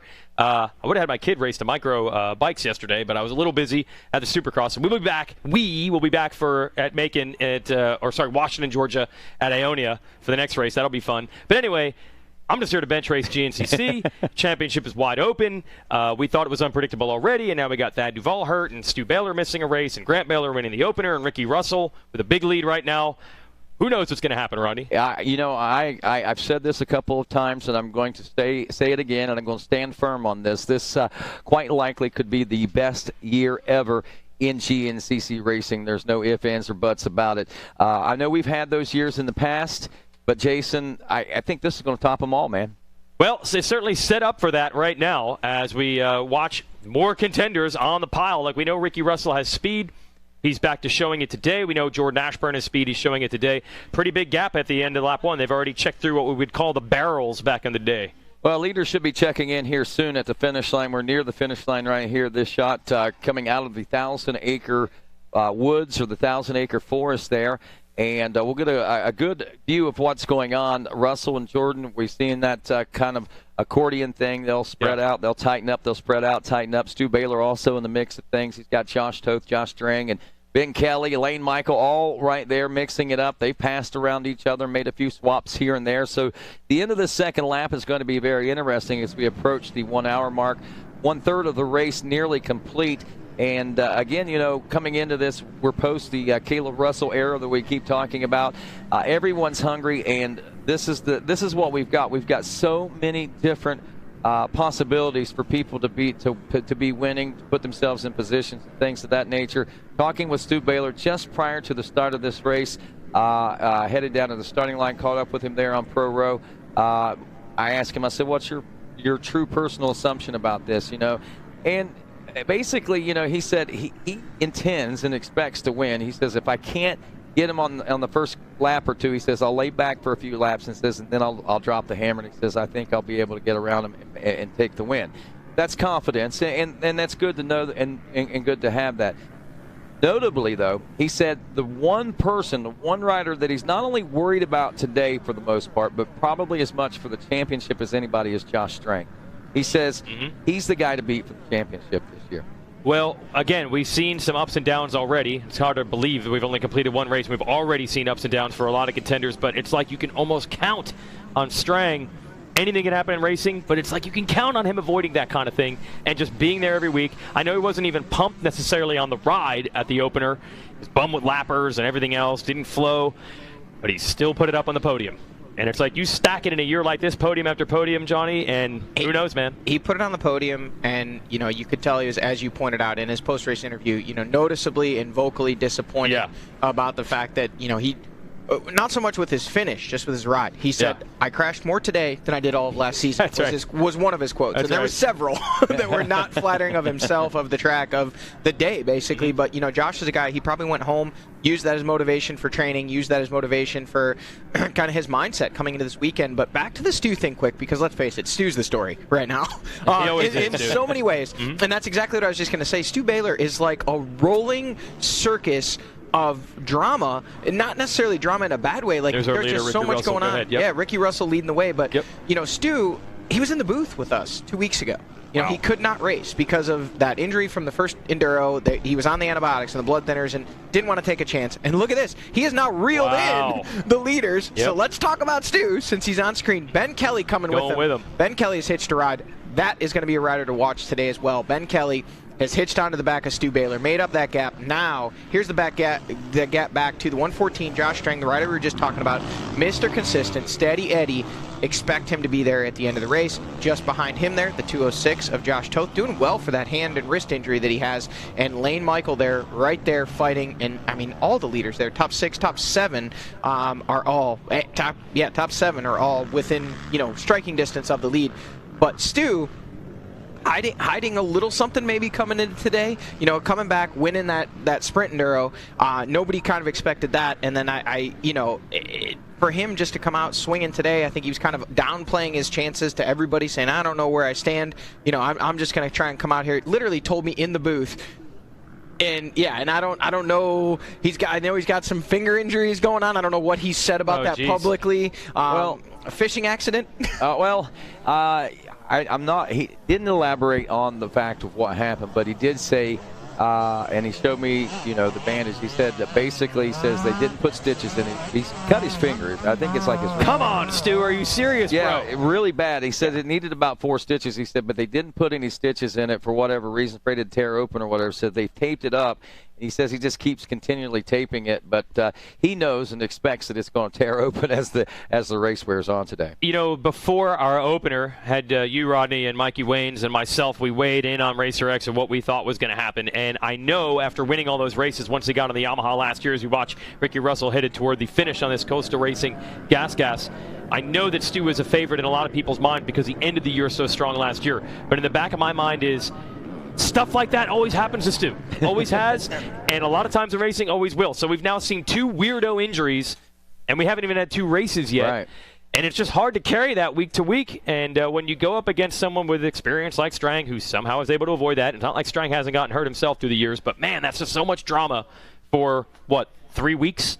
A lot of drama. Yeah, I mean, from, you know, being the favorite, coming in, likely the favorite in a lot of people's minds to win this GNCC title, winning the opening Enduro, but getting injured in the process. Yes. You know, I mean, it's just like, understand that. Down, I was so confused. Up, down, you know, and here he is back now battling for the lead, up into the 3rd place spot, wins the sprint, you know. Yeah, right back at it. Kind of dominated the sprint last weekend from the times that I saw. I mean, Caleb was close on some tests. Lane Michael won some tests. I think Caleb won a few. You know, but Stu pretty much had the lead from the start of the weekend and pretty much right off the couch, off blood thinners, off antibiotics, and straight to the front. So, you know, I think he almost thrives on the adversity, thrives on the drama. And I'm sure everybody is excited about it except for team manager Randy Hawkins. He's got to be just like, God, Stu, could you please just, you know, chill a little bit, make this. But as long as he gets that bike to the front, that's his job. And right now he's marching his way that way. But the 212 Coastal Racing Gas out front, Ricky Russell leading the way. And as we talked about, a rider that was not happy with his 6th place at round 1. And what better way to redeem yourself than come out 14 days later and take the lead? I'll tell you what, this Yamaha live drone is fun to watch, A. B, it makes you want to go ride, and the best part is it's not so close to the track that you see how rough it actually is. It's not nearly as fun. We checked out some of the woods after the start, and it's like every single spot is a bump, another bump, and another bump on top of that. You don't quite see it in this drone. It just looks like pristine terrain right now, but I can tell you it is not. Well, they ride it sure like it looks like it. There's no doubt, man. Ricky really on rails right now. That second lap, obviously a little longer in length. I think somewhere in the neighborhood of 14 miles, the full course length. 29.55, just under the 30-minute mark. He takes a just over a 1-second lead and extends it to 7 seconds over Jordan Ashburn. But I'm watching this right now and watching the drone coverage. I still haven't really seen Jordan Ashburn. I'm wondering if maybe Ricky is starting to extend that lead a little more, maybe. Yeah, it's kind of been a banjo, and it seems like, or a rubber band. It seems like Ricky's better on this. Banjos are when we go to West Virginia. Okay. It's been a little bit of a rubber band, but it seems like Ricky's better on this end of the track. Because, whoa, that was a big swap. We saw Ricky stretch it out through this section last lap, and it looked like he was going to get away. He actually had Jordan at one point probably 15 or more seconds down, and then Jordan was right back, and Stu was right with him. And there's Jordan, and there's Stu, and there's Ben Kelly. So 2, 3, 4, just 2 turns behind your leader, Ricky Russell. 8-9 seconds, so he hasn't really lost a lot of time, but it looks like the intensity is about to heat up for the second place position. Oh, Watch yeah, this. here comes the battle. Yeah, Baylor has got a bead on the number 3, it looks like, and he's about to go hunting. Well, what I was curious about, Johnny, I'll ask you about this, especially on the sand race, which is really physically taxing. It's impressive the come-from-behind charge we've already seen. For example, Stu put in, he was pretty far back early. Did they waste a lot of energy doing that, or were they able to catch them quickly enough where it's maybe 2 or 3% extra expenditure and it's not going to be a big problem later? Well, it honestly, I think, just depends, as you said, on the track and then what the pace is once they catch that group. Because sometimes they catch, you know, they'll come from 30, 40 seconds back or more, expend that energy, catch up, and then if they hit lappers and the track is tight enough and the pace is slow enough, then they can kind of put it in the, almost get in the draft, if you will, and kind of regroup for a couple miles or a couple laps. You know, they can kind of recharge their batteries. But the problem is, look at this. Wow, Ricky Russell absolutely sideways coming into the Coastal Gas pits. The problem is when you're at a flat-out sprint and then you catch up to a pace that's even 85-90% of your max, it's hard to recover in I that. see. So they can do it to bridge that gap. You can put that push on, but then at some point you've got to relax for a second. Yeah, you've got to be able to kind of, and it's not almost as much physical as it is mental. Like, you've got to be comfortable enough with the pace that you're running when you catch the group that you can kind of let yourself, you know, focus on your breath, let your body come to more of a zen state rather than all muscle fibers tensed up, you know, panic breathing, push, push, push, and that's, they're passing some lappers there, and just monster truck in those water holes. Wow. And little fun fact about Florida, somebody actually found a roughly 5 to 6 foot alligator in there on Friday, and they had they were taking pictures with it and all kinds of stuff, and I was not getting anywhere near it. Getting autographs? They weren't messing with it, but they were close enough to it that I was not comfortable. So are we watching Russell dealing with lap traffic here? No, this is actually Ricky Russell with what appears to be maybe, I want to say, that's Jordan Ashburn. That's what I'm saying. The white bike is now ahead. So Ashburn is taking the lead? Ashburn's taking the lead. Ricky Russell in second. Good catch. You know, you got to wonder, did Ashburn pit in that last pit stop? Maybe not. Yeah, because I know here we're in the I've seen some going in and maybe some others not. This was only 2 laps complete. These guys might be able to stretch this out to an hour and a half. That is Kelly, and that is on the right side. Where is Stu? Possibly Baylor there. No, that rider looks to be going too slow to be Stu. That was gnarly right there. Yeah, that was a pass back for the lead. They're saying battle for second, but I believe, unless maybe Stu didn't pit, and it's Stu out front, can we get a confirmation from the control room? Is Stu Baylor? It'd have to be a pretty massive lead to not see him here. Okay. All right, so it looked like Stu was going to pit whenever he broke away from that shot. But Mikey Waynes, I think, is down in the pits someplace. Mikey, can you get some confirmations on some things like him with us here in just a moment? On my way right meow. Stu Baylor does not get good gas mileage. The Baylor brothers do not. They're heavy on the throttle, and as they put it in their own words, they like their cheeseburgers, so they use a little more fuel. So I'm assuming Stu pitted, but we won't know until Mikey gets a confirmation. And, you know, interestingly, I was wondering, I thought it was kind of an early pit stop. Oh, we just got word. Stu did not pit. Oh, wow. So maybe he's still behind this group? No, then? He would be in front of them. I would think. If he's behind this group and didn't pit, we got problems. Unless he got mixed up. Man, this is all guessing games. We're going to let's back that drone up. Go higher. Show us more. Well, we know this. Head into the woods right now. The red bike, that's still Russell, and I think that's still Ashburn right behind him. Yep. So it appears that nothing changed, but they did swap the position actually twice already, back and then forth. Wow. This is where it gets interesting, folks. Lappers. They're in these sections, and as we talked about a few moments ago, there's palmettos all down on the ground that you can't see. Jason, I don't know if you've ever had the opportunity to race Florida, but the palmettos are angry. Yeah, they don't like not their this bikes. track. One that was... This is not the worst with palmettos, I think. We've had other ones that are bad. Yeah. They're like riding over, like bricks. Yeah, they're angry bricks. Oh, okay. And they don't like dirt bikes. They don't like people. They have an attitude. The Orange Crush seemed to be one of the, if memory serves, I think it was that one around that time frame. that seem to have all the palmetto roots and things. I think River Ranch even had some down there. Yes, Orange Crush. I remember we did that Behind the Bar show at Travis Pastrana, and he's like, I'm thinking I'm in for 3 hours of sand whoops, and then what are these things? He's like, that wasn't what I signed up for. This square, slippery thing. Instead of fun sand whoops. And just a few years ago, Travis Pastrana came and raced here at Wild Boar in the morning in the industry class, and actually at one point was up battling with the leaders of the WXC class, and then same thing, blisters. Yeah, I'd imagine. Sounds like we got Mikey Waynes in the pits with an update. Hey, thanks, guys. Just wanted to give you some confirmation on the pit stops. Can confirm Ampro Yamaha Stu Baylor did pit. Jordan Ashburn, Magna One Motorsports, did not pit, so he will have to next time around. That's all we got for now. We'll send it back to you guys in the booth. Well, our question is, by not pitting, is Stu ahead of that group? No, they said Stu did pit. Oh, he did pit. Okay, so he would be behind. Okay. Yes. Yeah, and I'm seeing that Yamaha, and I'm thinking maybe that Yamaha that we thought wasn't going fast enough for Stu may have been Stu for whatever reason, but I guess we'll probably get a confirmation visually coming out of this turn right here. This will be the next time we see him right here on screen, so we'll know what we'll expect to see. Ricky Russell leading the way, Jordan Ashburn second, and then we'll wait and see who we got in third. Was Stu able to get in and out of the pits before? Obviously, we know Ben Kelly was right there. They were all kind of right together, so it could be Ben in third. It could be Stu.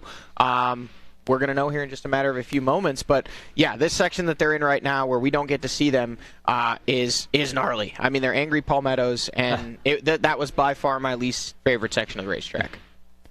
Yeah, so this might not be the most palmetto-y Florida race we had, but there's still plenty out there. Yeah, absolutely. It's just that section. The section that we just saw them in. Actually, both ways, kind of after the finish, when we watched them, we saw that drone shot where they were going through the pines that just kind of looked like a pine section. It's not. It's pines with palmettos under it.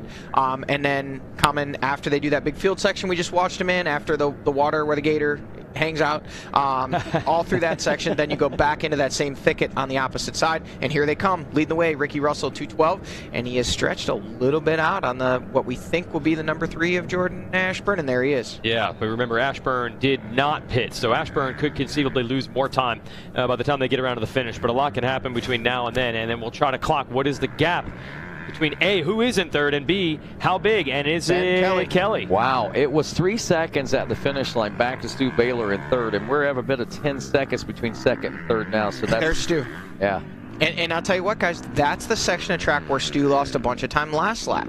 He lost a position and time in that section, so don't know if it's a bad line in the water. Josh Strang, 114, back on the charge, trying to reel in Stu Baylor and potentially push the pace to get back up in that battle for a podium. Well, wow. Catch his glimpse of those guys. That's going to be inspiration, so we can see, I think, Josh maybe get rolling here pretty. Lane Michael rolling through as well.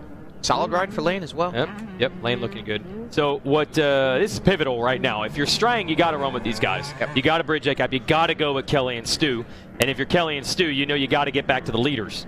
Hats off to Josh Toth, a rider that, riding with an injury. I believe it's a broken bone in his hand. He injured that. Gutted it out at the first Enduro for some points. Gutted it out at the first GNCC, I believe, 12th or 13th OA. Valuable points. And I'll be honest, during the week, he didn't even come down to Ranch Russell the first week. He stayed home, and he came down and tried to ride at Ranch Russell and just said, I can't do it. Wow. The roots are too gnarly, the bumps are too gnarly, and so here we are. On race day, he actually went and rode what we called the quad track, where I was riding the one side because it was a little more, less roots and less gnarly. And now here he is running in the top 6, I guess he is, 6th or 7th. So hats off to Josh Toth. He's got one out right now, getting some valuable points. Hour and 6.5 minutes into this race right now, guys. Ricky Russell still out front, and Ashburn in the number 2 spot. As we said, some changes there. Kelly moving up to 3rd. 4th is Baylor now. Strang still back in the number 5 spot. And as great, I mean, this has been a great weekend of racing. There's no doubt about it. We started yesterday with the ATVs. And, of course, we began this morning with our youth motorcycles. We did have Mikey Waynes there a moment ago, but Mikey, whenever you get a chance to update us with that'll be great. But just for folks that don't know about GNCC racing, if you're just tuning in or you don't keep up with it, we have had a record turnout here this weekend as far as riders. We had, I reckon, New leader. Wow. And I was just going to say, look how many lappers. They're just one after another coming out of that palmetto thicket. And now Jordan Ashburn has taken over the lead, meaning Ricky Russell likely had something like that happen. Jordan Ashburn what? Down. Wow.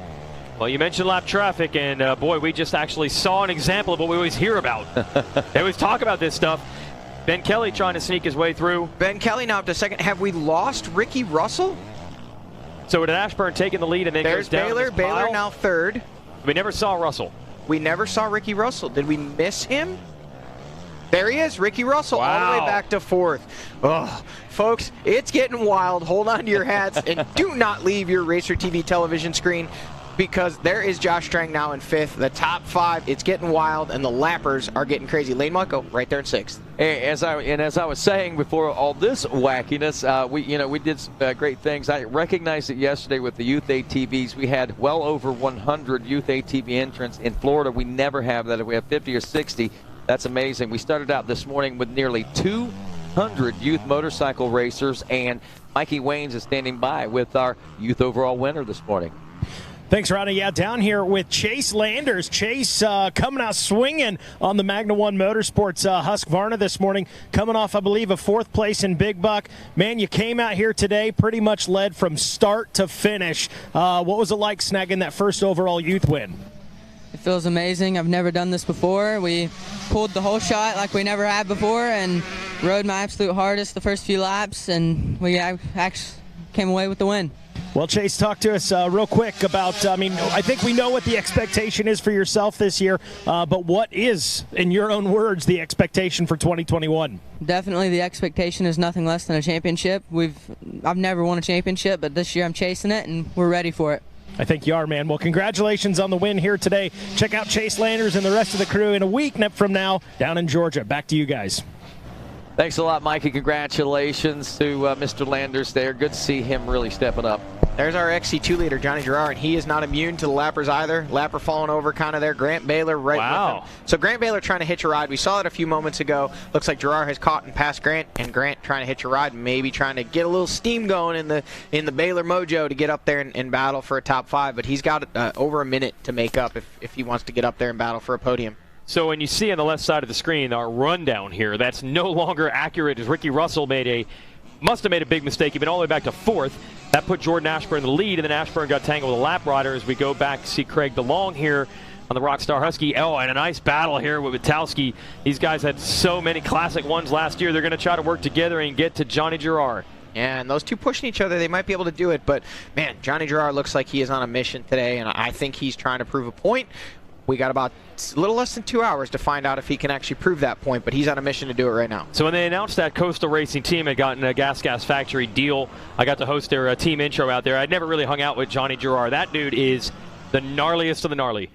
His stories, like, he goes big with everything he does, the injuries, the drama. He's kind of like Stu Baylor in that way. He just laughs about this stuff. He just shrugs this stuff off. That guy, big heart, big determination, and full send. Yeah, you got to respect it. He's got one gear, and it's pinned. Yeah, yeah. I had a chance to do a podcast with him on 10 Seconds XC Off-Roadcast, and I got a chance to get better acquainted with him. He is real. There's no doubt about it, and he is an amazing character. And like you say, there's a lot that we don't know about this young man yet, and I think we got a lot to be surprised by and excited by for the future. We got an arm waving down there. I think we got leaders coming, and there is number 3 of Jordan Ashburn leading the way, and Ben Kelly stalking him in the distance. Ben Kelly trying to make a move, trying to get up there. He is wanting a piece of the lead. He's wanting to be up front. That 5th, Jordan Ashburn taking a look over his shoulder and saying, who's back there? And there he is, the 530 factory FMF Red Bull KTM. And they are pushing, and they are starting to get away from that guy right there, the 314 of Stu Baylor. But you can never count that guy out. He's all heart, all throttle. Oh, Ricky making a little charge back, getting a little closer potentially to Stu Baylor. He's on the charge. He wants back at a piece of that lead, and there's Josh Strang. So there's your top 5, and Lane Michael 6. So he wants a piece up into that top 5. Lane Michael wants a podium today. I know that for sure. Lane was definitely quick at the opener. Told me he had clutch problems there, but speed never an issue for Lane. See if he can bring it home this time. man, I don't know really what direction this race is going to go. It could go 6 or 7 different ways. Exactly. Bro, it's the post-Caleb Russell era. We like it. Wide open. This is what we signed up for 2021. No one knows. There's no clear-cut views. There's some speculations and guesses, and every time that you start thinking one thing one way, your mind changes all of a sudden. What's our mind going to be changed to next? I don't know. Stick around to find out. We got more great live racing coverage from Palatka, Florida's Wild Boar GNCC coming up right after this.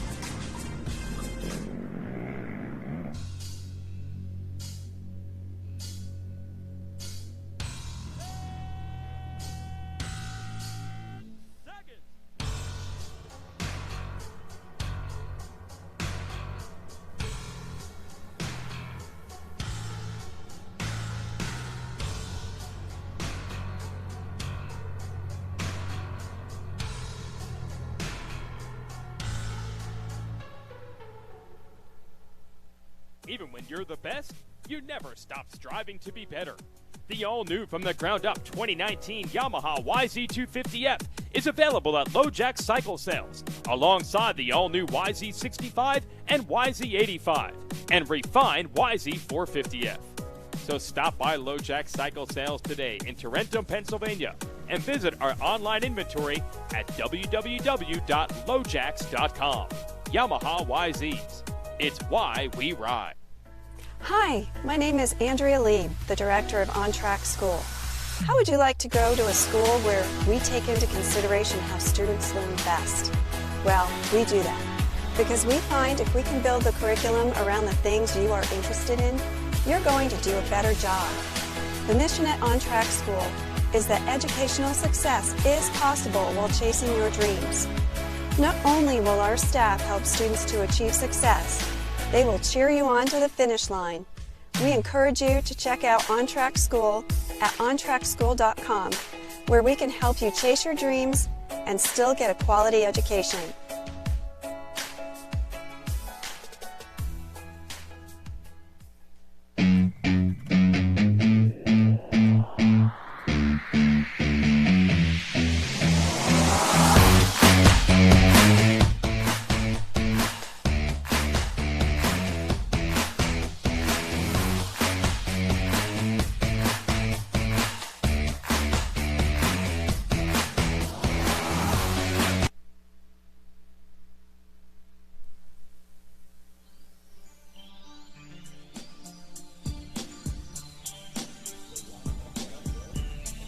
Good morning.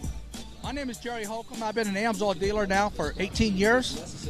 I'm a retired Air Force member, a retired federal employee, and now I just sell AMSOIL products full time.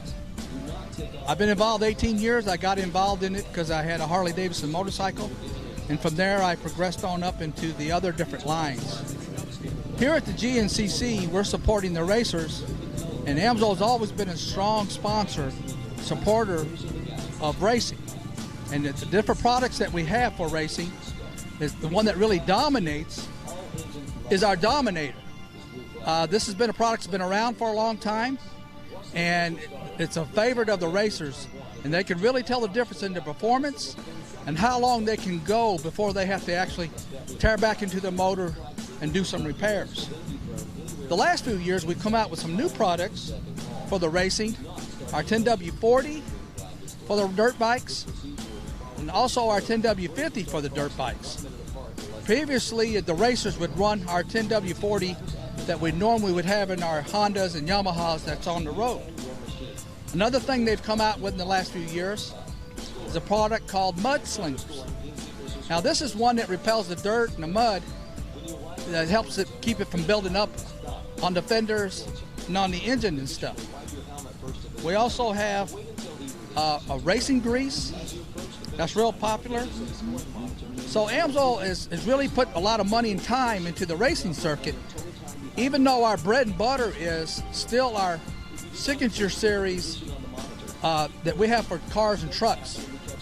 Our Signature Series has been proven and tested that we can go 25,000 miles or once a year oil changes. And we also have an XL line series that's 12,000 miles or once a year. AMSOIL's been around since 1972, and they have proven that you can go 1 year, 25,000 miles, on regular usage of driving your vehicle. Now, if you're doing a lot of heavy towing or running through a lot of mud and dirt, of course you would change your oil more often. But for the average citizen, they don't do all that. Most truck drivers are hauling air, so they can usually go 25,000 miles or once a year. And that's where AMSOIL really has proven their point on how good synthetic motor oil is.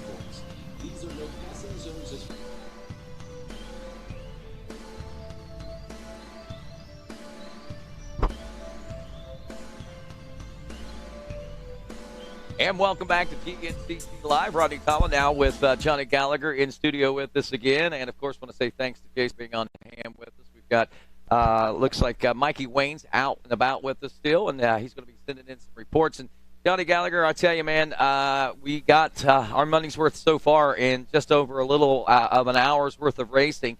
Seen a lot of action already through that top 8 in that XC1 Pro class so far. Yeah, absolutely. You know, it's been bar-banging battle, and those guys have been trading positions like you can't imagine. Ricky Russell kind of has led the majority of it, but honestly, it's been kind of a shuffle this last lap especially. We saw as the lappers got thicker, the positions kind of became more in question. Ricky was leading. They came out of Palmetto Thicket. He never showed up until 4th. We had a new leader in Jordan Ashburn, and then Jordan Ashburn's now got some heat from Ben Kelly.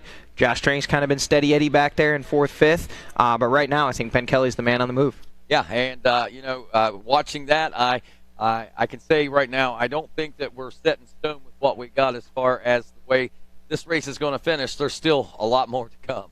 Yeah, absolutely. I think we're going to see position swapping, and I hate to say it, I'd love to see this 5-6 rider battle. Right. Well, Lane Michael back there in 6th. I think we're going to start to see guys as mistakes happen and guys start to fatigue. Pit stops are going to play in. I think we're going to start to see guys fall off the back of the train. And but it'd be cool to see at least a 3 or 4 rider battle going in towards the final hour of this race. Yeah, and one rider that I am a little concerned about on the endurance side of things. I know we've talked a lot about him, but Stu Baylor, I was asking him, I said, did you get any riding in? He said 0. Yeah. So very little training, if any, I think, for Stu with that finger after the U.S. Sprint Enduro. Had 0 to little training going into the Sprint Enduro after the National Enduro event and the incident that took place there. So he really doesn't have a lot of bike fitness going on. So that's the only thing in question for me about Stu. And I guess, he's that 3rd hour guy, so we'll see whether or not it has any bad reactions because of being off the bike. One thing you know about Stu for sure is he's not going to give up. If we see Stu start to fall off the pace, lose the pace of the leaders, it's going to be because there's physically nothing left for him to give. It's not going to be a situation where Stu's just going to say, this is getting too hard. I'm going to back it down and settle for a top 5 or a top 10. He is just all go. He's pure grit. He's got a point to prove, and this is his round 1. He was in here in the booth with us, and you could kind of, Rodney, and let's talk about that for a moment. It was kind of an interesting experience having Stu in here for round 1 because in the beginning, he was jovial, he was fun, but you could tell there was this grind at him. Right. He wanted to be out there on the track, and then as the race progressed and it became clear that Grant was in a position to win this race, Stu's focus 100% shifted to Baby Bro's first, what they call his first official win. We know he had a win previous, but that was what he called his first actual physical win.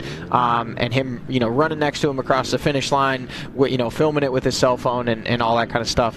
He kind of really got into Big Bro mode there during the show, which was cool to see. Yeah. But for the first over 2 hours of that show, he was in here off and on, and it was grinding at him. And he was watching this, and he didn't even have to verbalize it. You knew he was thinking, I should be out there, I should be leading and battling for a win, and that's what he's doing today.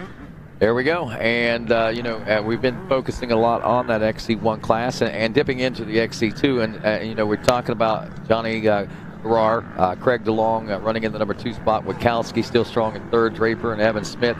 One of the riders that we talked about and mentioned, and you mentioned being a sand specialist and somebody that we thought might do well down here, Jesse Ansley in that XC2 Pro-Am class, surprisingly back in 9th place in class right now. He's behind the Chilean rider, Rui Barbosa, who's here riding with the Phoenix Racing Honda team. Yeah, absolutely, and a lap time of 32:29, over 2 minutes off the Johnny Garrar's lap time. So not probably not the best foot forward for Jesse Ansley, still in the top 10. So, that's a step, I guess, kind of in the right direction from where he was at last year. Although I think Florida last year was one of his few top 10s in that XC2 class. But yeah, a rider that we kind of expect and would hope to see big things out of here in Florida. So hopefully he can kind of grind away at it. But even if he gets up to Rui there, who he's only 2 seconds behind, it's a minute and 31 up to Cody Barnes in 7th. So that's a big gap to bridge. Right. Cody Barnes, the 99, also on a Phoenix Racing Honda out there.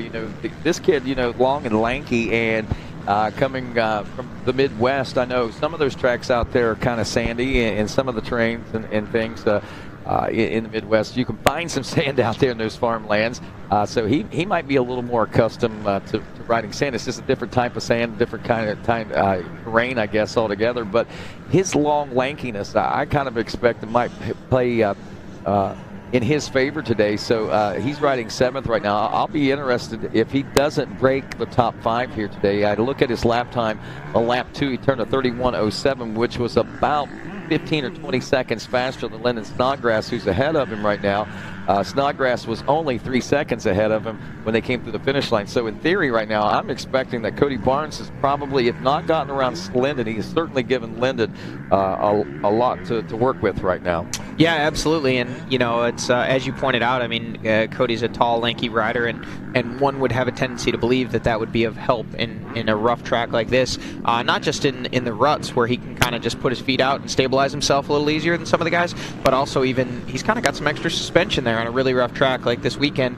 He can kind of use his legs to absorb some of those bumps where the other guys, but then we look at it, here we see another tall, lanky rider who's currently out front, Jordan Ashburn, number 3, Magna Lubricants Husqvarna, and hot on his heels, the 530 on that factory Red Bull FMF KTM of Ben Kelly. So there you have it, 1 and 2 at the 13-mile marker, working their way towards the finish. There's the 514 of Stu Baylor, Rodney. Wow, he's impressive. I mean, he's not far off the pace of those guys. And, one thing that impresses me about Ben Kelly, we talk about him coming, obviously, from the Northeast, but I don't think that we've seen a terrain, a condition, or anything that Ben Kelly hasn't been able to overcome and be a major factor in the racing action. I mean, this guy has got to be one of the most versatile riders I've ever seen in off-road racing as far as conditions in the terrain. Ben is a worker. Ben is, in talking with his trainer, Charlie Mullins, over the years, Charlie has said basically there's nothing he can ask Ben to do that he won't do. If Charlie says, if Charlie would walk into Ben's camper at 4:30 in the morning and say, hey, lace up, we're going on a 100-mile run, Ben would be like, okay, let me make sure I got some good socks. I mean, he doesn't question things. He's willing to put in the work. But at the same time, he's a very skilled rider. He's, those New Englanders, their terrain up there himself, Josh Toth, a lot of the guys from up that way, they race such a diverse variety of terrain. They've got the sand of Southwick, but yet their Nitra races are gnarly, muddy, rocky. Look at that. There's our campground. Wow. And that's, you can see our RacerTV studio there. Look at the vast wilderness. Yeah, look at the vast wilderness that surrounds this piece of property here on the Rodman Plantation Hogwaller. I mean, you can tell there is a lot of woodland out there, and this facility, I mean, the 1,000-acre woods, they use it for riding trails and things like that, 4x4s and side-by-sides and things of that nature. They've got the mudding events. This is just a great park down here at Hogwaller, no doubt. And it's perfect for GNCC, especially with all that wooded terrain out there. Yeah, absolutely. I mean, this is really a perfect facility for, the Florida GNCC. We've kind of bounced around and gone a lot of different places, and here we see, oh, wait, do we have a new leader? Looks like we have Ben Kelly out front. That is a lap rider there, but as they check through, Ashburn looking back, and as we refresh, kind of missed him there, but we believe Ben Kelly did come through in the lead on that 530 FMF Red Bull KTM out front. 0.9 seconds ahead of Jordan Ashburn. So those guys are wheel to wheel. There is Ben Kelly on screen, and that bright helmet on that Husky behind him is Jordan Ashburn. So there you go, folks. There's your 1 and 2. That's the battle for the lead here at the Hogwaller GNCC round 2, and it does not look like these guys are letting up at all. The gap back to Stu Baylor, 26 seconds. It didn't seem that far back when we were at the 13-mile. It wasn't. Something happened there. That definitely opened up. Yeah.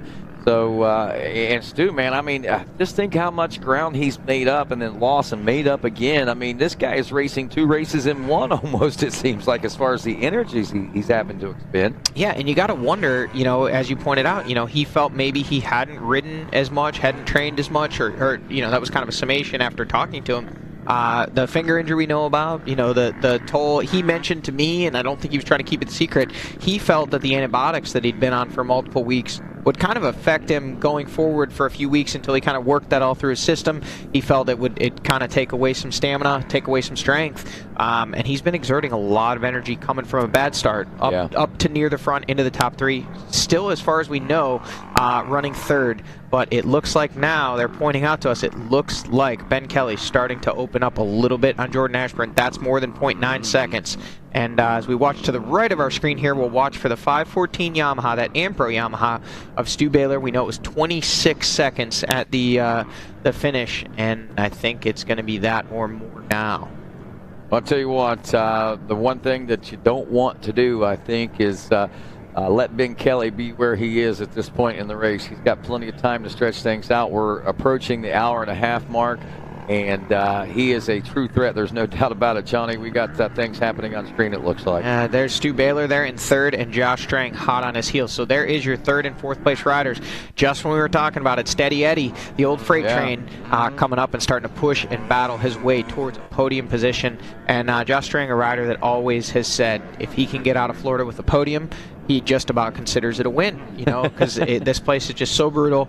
So many people, so much emphasis on this one race, you know, and Josh has said as much. Josh didn't come down to Florida to train at all this winter. Right. He's been training at home in North Carolina. I know he's been to South Carolina a few times and kind of moved around the state and driving distance from home, but I think he slept in his bed just about every night all winter. He hasn't been coming down. He said, you know, we have one race in the sands of Florida. I don't feel the need to go down there. Winter's been pretty good. And he kind of chuckled a little bit when he said, yeah, winter's been pretty good. I said, what have the temps been? And he just kind of smirked and said, well, it's been cold, but... I'll tell you, Josh really seems to have things going well right now. He's got a great team, led there on the Babbitt's Online Monster Energy Kawasaki team by Fred Andrews. You know, having that guidance there, obviously, that's got to make you feel good, and just his whole family lifestyle. You know, watching him with his son Maverick, he's got this little thing. It's a seat that bolts onto his bicycle, and it's got its own handlebars that goes on the handlebars, and it's called a shotgun or something like that. And it is so cool to see those two out pedaling the track together. Well, Josh is pedaling, but young Maverick is riding and helping him choose lines and pointing lanes out for him and things.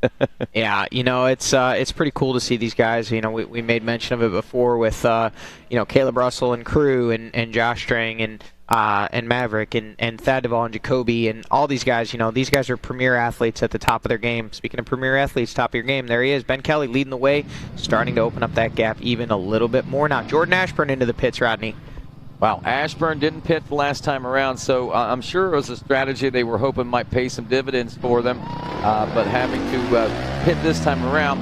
Had he been in the lead, it wouldn't have been nearly as critical, but he does let Ben Kelly get that much further away, and from that 0.988 second gap that we saw open up, it's opened up another 6 or 7 seconds, it appears, maybe even close to 8, depending on how long that pit stop was. Rodney, is it too early to think? Stu Baylor also having to come in for a pit. So Stu, they said he did pit last lap. We got some adjustments going on here. Yep. That is a clutch lever. They are working on something there, Stu. Visibly frustrated by the situation. They're going to make some kind of adjustments. They're coming in. Looks like his mechanic, Corey McDonald, they're making some, looks like the clutch lever was loose. They've got it adjusted. They've got it tightened up, and he's back on his way. Wow. You know, how composed. I mean, I'm just going to say this right here. Stu Baylor, at times past in a circumstance and situation like that, he would be on the edge of anxiety. Hurry. To see what he did right there, you know, we talked about, you said he visibly is frustrated, and obviously he was, but after you said that, he just kind of sat back, stretched his hands out, let the guys do their thing, and then he just calmly took off. Took it as an opportunity to take a little breather, catch his breath, stretch his forearms out, maybe getting a little tight there with the arm pump, and, you know, maybe we just watched on camera Stu Baylor last year we said, oh, is this the new and improved Stu Baylor? He comes out, he wins 4 races at the end of last season, just absolutely on a tear.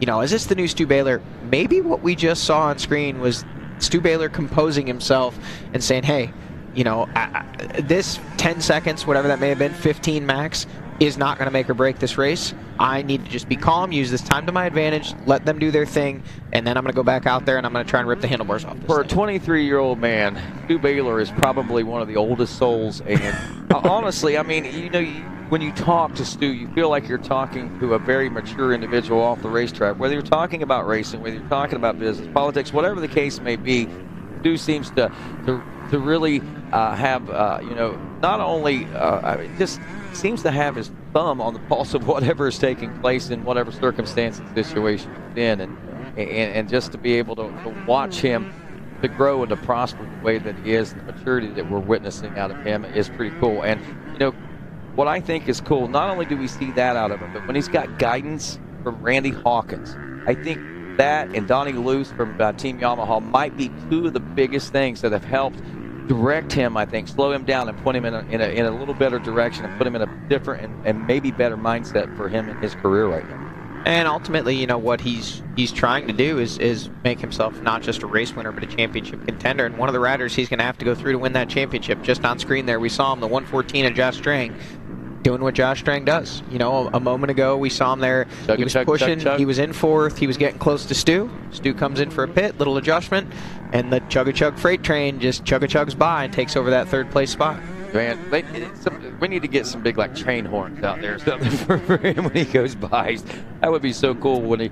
I mean, they called him the freight train many years ago. He's been known as the freight train, but as his career wanes on, it seems like he becomes more and more that freight train, and that's what is really solidified. And it has, I guess, probably throughout his whole career, but with the past few years, a few years ago, whenever he was in a little slump because of injury or whatever the case may be, he really seems to, I think, be stronger now in that regard than even he was in championship contention, say, 8 years ago.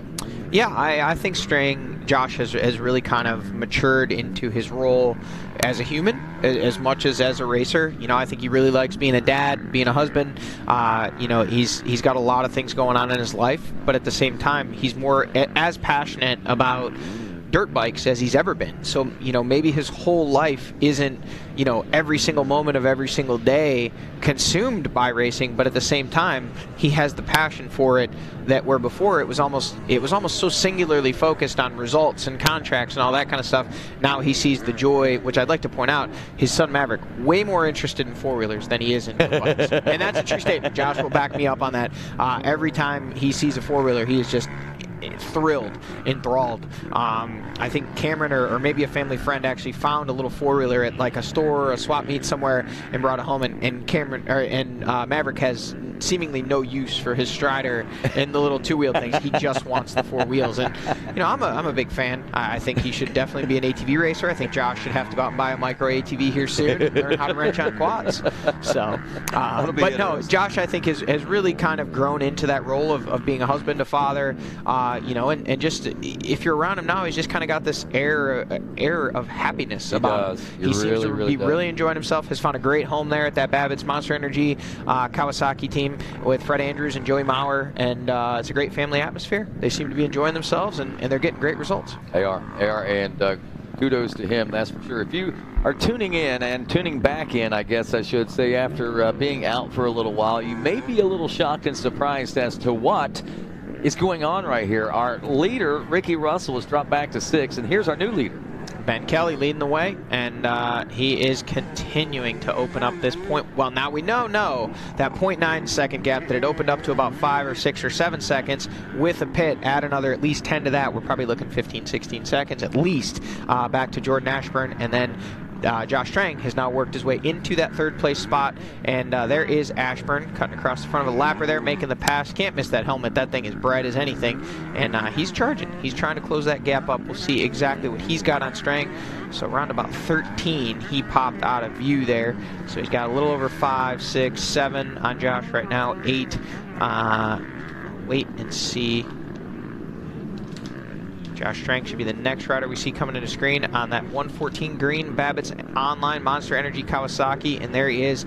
So it looks like about over 20 seconds still that he has on Josh Strang. So still a solid gap, but I think out front, Ben Kelly starting to open it up a little bit. Stu Baylor not far behind. That was not all that damaging, was the clutch lever adjustment that we saw on screen there. So he's still within striking distance of Strang for third, and just not so far up the track. Jordan Ashburn in second, and Ben Kelly still not too far gone, but I'm going to tell you right now, I think Ben Kelly is going to try and break these guys right now. Might be a little optimistic to say. We still got nearly an hour and a half to go in this race, hour and 20 minutes or so. So it's going to be tough to do, but I think it's possible that if Ben Kelly can sprint now and break these guys, this could be the race. This is the time to do it. There's no doubt about it. And with that lead over Ashburn on the Magna 1 Motorsports Husqvarna, there's Ricky Russell checking in. That was sixth place rider at one point. Has he gotten around Lane Michael? No, Lane was right there in front of him. So Lane in fifth, Ricky in sixth. And Ricky had something hanging off his arm there. It looked like a vine or some foliage, some Florida agriculture.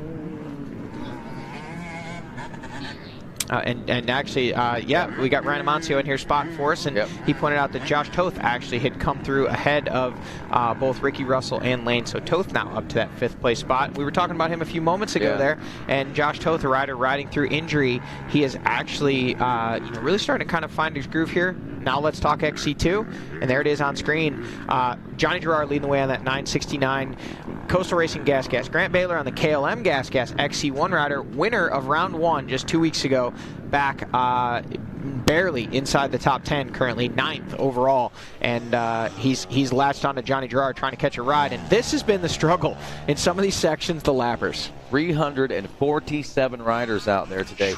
Now, you would think with a 14-mile racetrack that would spread the riders out a little more, but with the numbers that, generally we have around 230 in the afternoon race, and to have nearly double that, I guess you could say, or close to it anyway, with that adds a lot of extra machines on the track, and this course right here, nearly 14 miles in length, we have seen a lot of lap traffic. Those guys are getting caught up in some big waves. I'm sure there's like clusters of riders, and then you'll see a big open area, and another cluster of riders, and these clusters are pretty thick. Yeah, and we saw it. I was out there this morning for the 10 a.m. race, Strang there in third. I was out there for the 10 a.m. race, and there was 600 riders in the morning, so almost twice as many, and a shorter course because they had 3 miles less.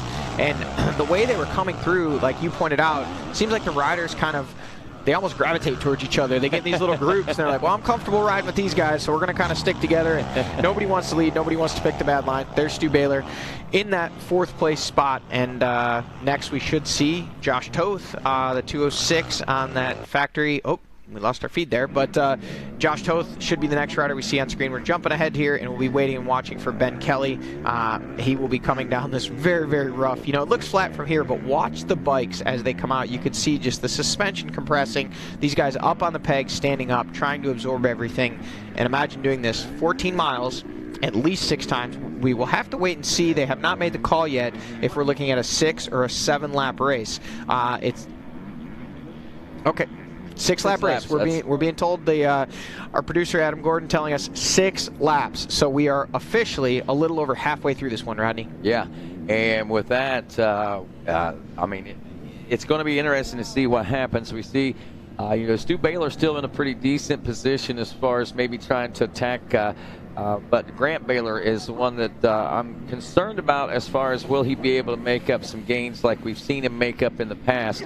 And doing that, he's the guy that we always see, charging in the last hour. He's the third hour guy. We saw that difference in South Carolina a couple of weeks ago. He was a 3-hour guy, not the 3-hour guy, but a 3-hour guy at that time. If you know what I'm talking about, he was in it from the word go. I just wonder, today, after that win, is he in his head right now? Is he talking to himself too much? Will he be able to make the push that we're traditionally used to seeing Grant make late in the race? It's going to be hard, I think, from where he's at, to get up to battle for a win. I think it's going to be a little too much to ask right now, given where he's at, what he's looking at as far as his he's just got too big of a hole, I feel, right now. But potentially a top 5 maybe could be within grasp. I think he sits back in 9th place spot right now, not where he wants to be after winning the opener. But nonetheless, I mean, he's got to keep grinding. He's got to keep getting every single point that he can to try and do everything he possibly can. Yeah, we're looking on the screen there, that Open A class. I was going to ask you, did you know, because you haven't said anything about it, and I recognize the name, but I hadn't had a chance to talk to anybody about it, but former XC1 rider Chris Bach out there in that Open A class today. Yep, he actually texted me, I think on Wednesday, and said, hey, we got Hollywood with his arm up, we got leaders inbound, and there we go. There it is. There is your leader. Ben Kelly coming around the outside, lappers everywhere, and he is trying to let those guys know, hey guys, there's a faster rider coming through. If you could give me a little way, I'll be out of here and leave you guys to do your thing. Feet off the pegs, making a new line there and making it work, and he is trying to sprint and get away. We'll watch and see. 24:25 kind of as he got to the light spot on that straightaway. 1 hour, 42 minutes and 25 seconds. We'll see what that gap is. Jordan Ashburn looked like he was keeping it pretty close the last time we saw him there.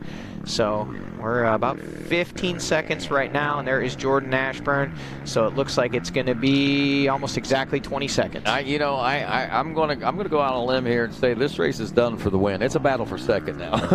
I mean, if he can make it stick, but with 3 laps left, 2.5 laps left at least. If he continues this. Yeah, I mean, I agree with you. I think he's making his move right now. He's putting it all out there. There is Strang. They're still pushing and still within striking distance of the win. We'll wait and see. We should be seeing Stu Baylor was just behind Josh when we last saw him. So it looks like Josh has managed to open up that gap. Stu is right there. So he's just kind of out of sight of Strang. You can probably see him in the longer sections in the open stuff, but he's not quite close enough. And we did not see Josh Toth, I don't believe, there. So it looks like actually Toth was behind those guys, so he was in 5th. So Toth would be the next rider we would see if we stay on this shot, followed then by Lane Michael and Ricky Russell in that 6th and 7th place spot. So yeah, Ricky, I don't know what all's happened there, but whatever kind of compounded from that issue where he dropped from the lead to 4th, he's gonna have to dig if he wants to get back up in there. And there is 5:23 of Lane Michael taking over that 5th place spot. Well, that's your top 5. We have some changes. There's Toth back to the 6th place position now, as we are an hour and 35 minutes, working on an hour and 44 minutes into this race as we update the time clock there. So we're getting closer to that 2-hour mark, and the real telltale of the story. How's it all going to shake down? Can Ben Kelly keep this roll going? Stick around to find out. GNCC Live continues after this. Rocky Mountain ATV MC, retailer, distributor, manufacturer, product developer, parts tester. This is what we do, but who we are is something much simpler. We're riders, like you. 100% employee owned and operated, a company built by riders, entirely for riders.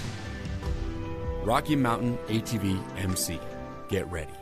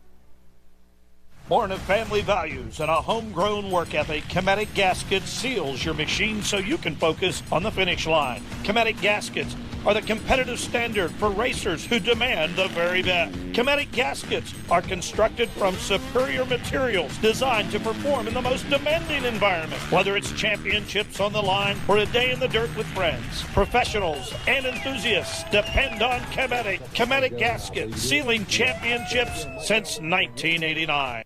AMSOIL runs on freedom and has since 1972. We changed the industry by formulating the first API-qualified 100% synthetic motor oil. The rest of the market has been trying to follow our lead ever since. But a head start is a head start. We punish our products firsthand in our world-class laboratories and beyond.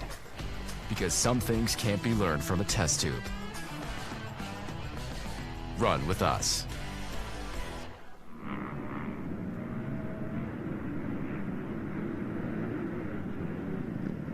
And welcome back to GNCC Live as we roll through another great day.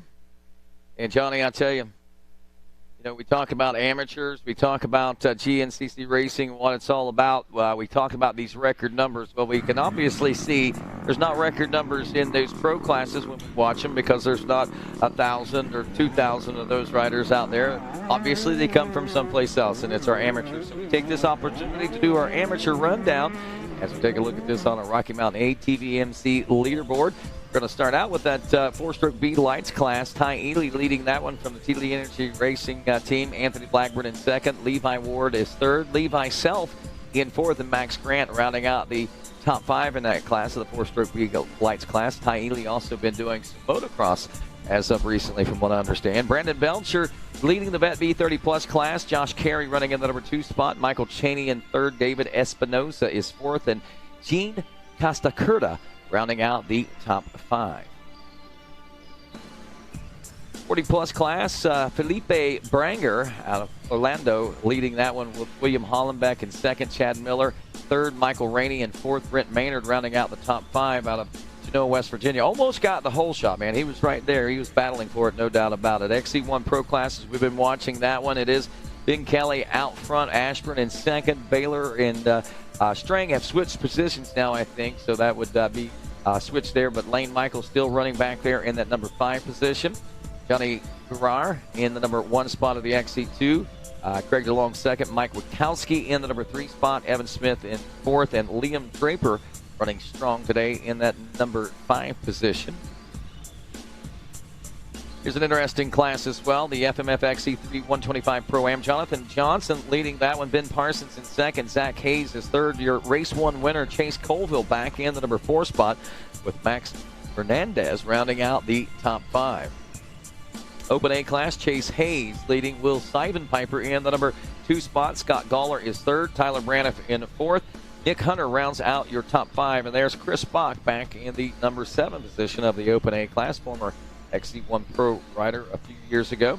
Bubs Tasha leading JoJo Cunningham. That's kind of exciting. I don't know Bubs.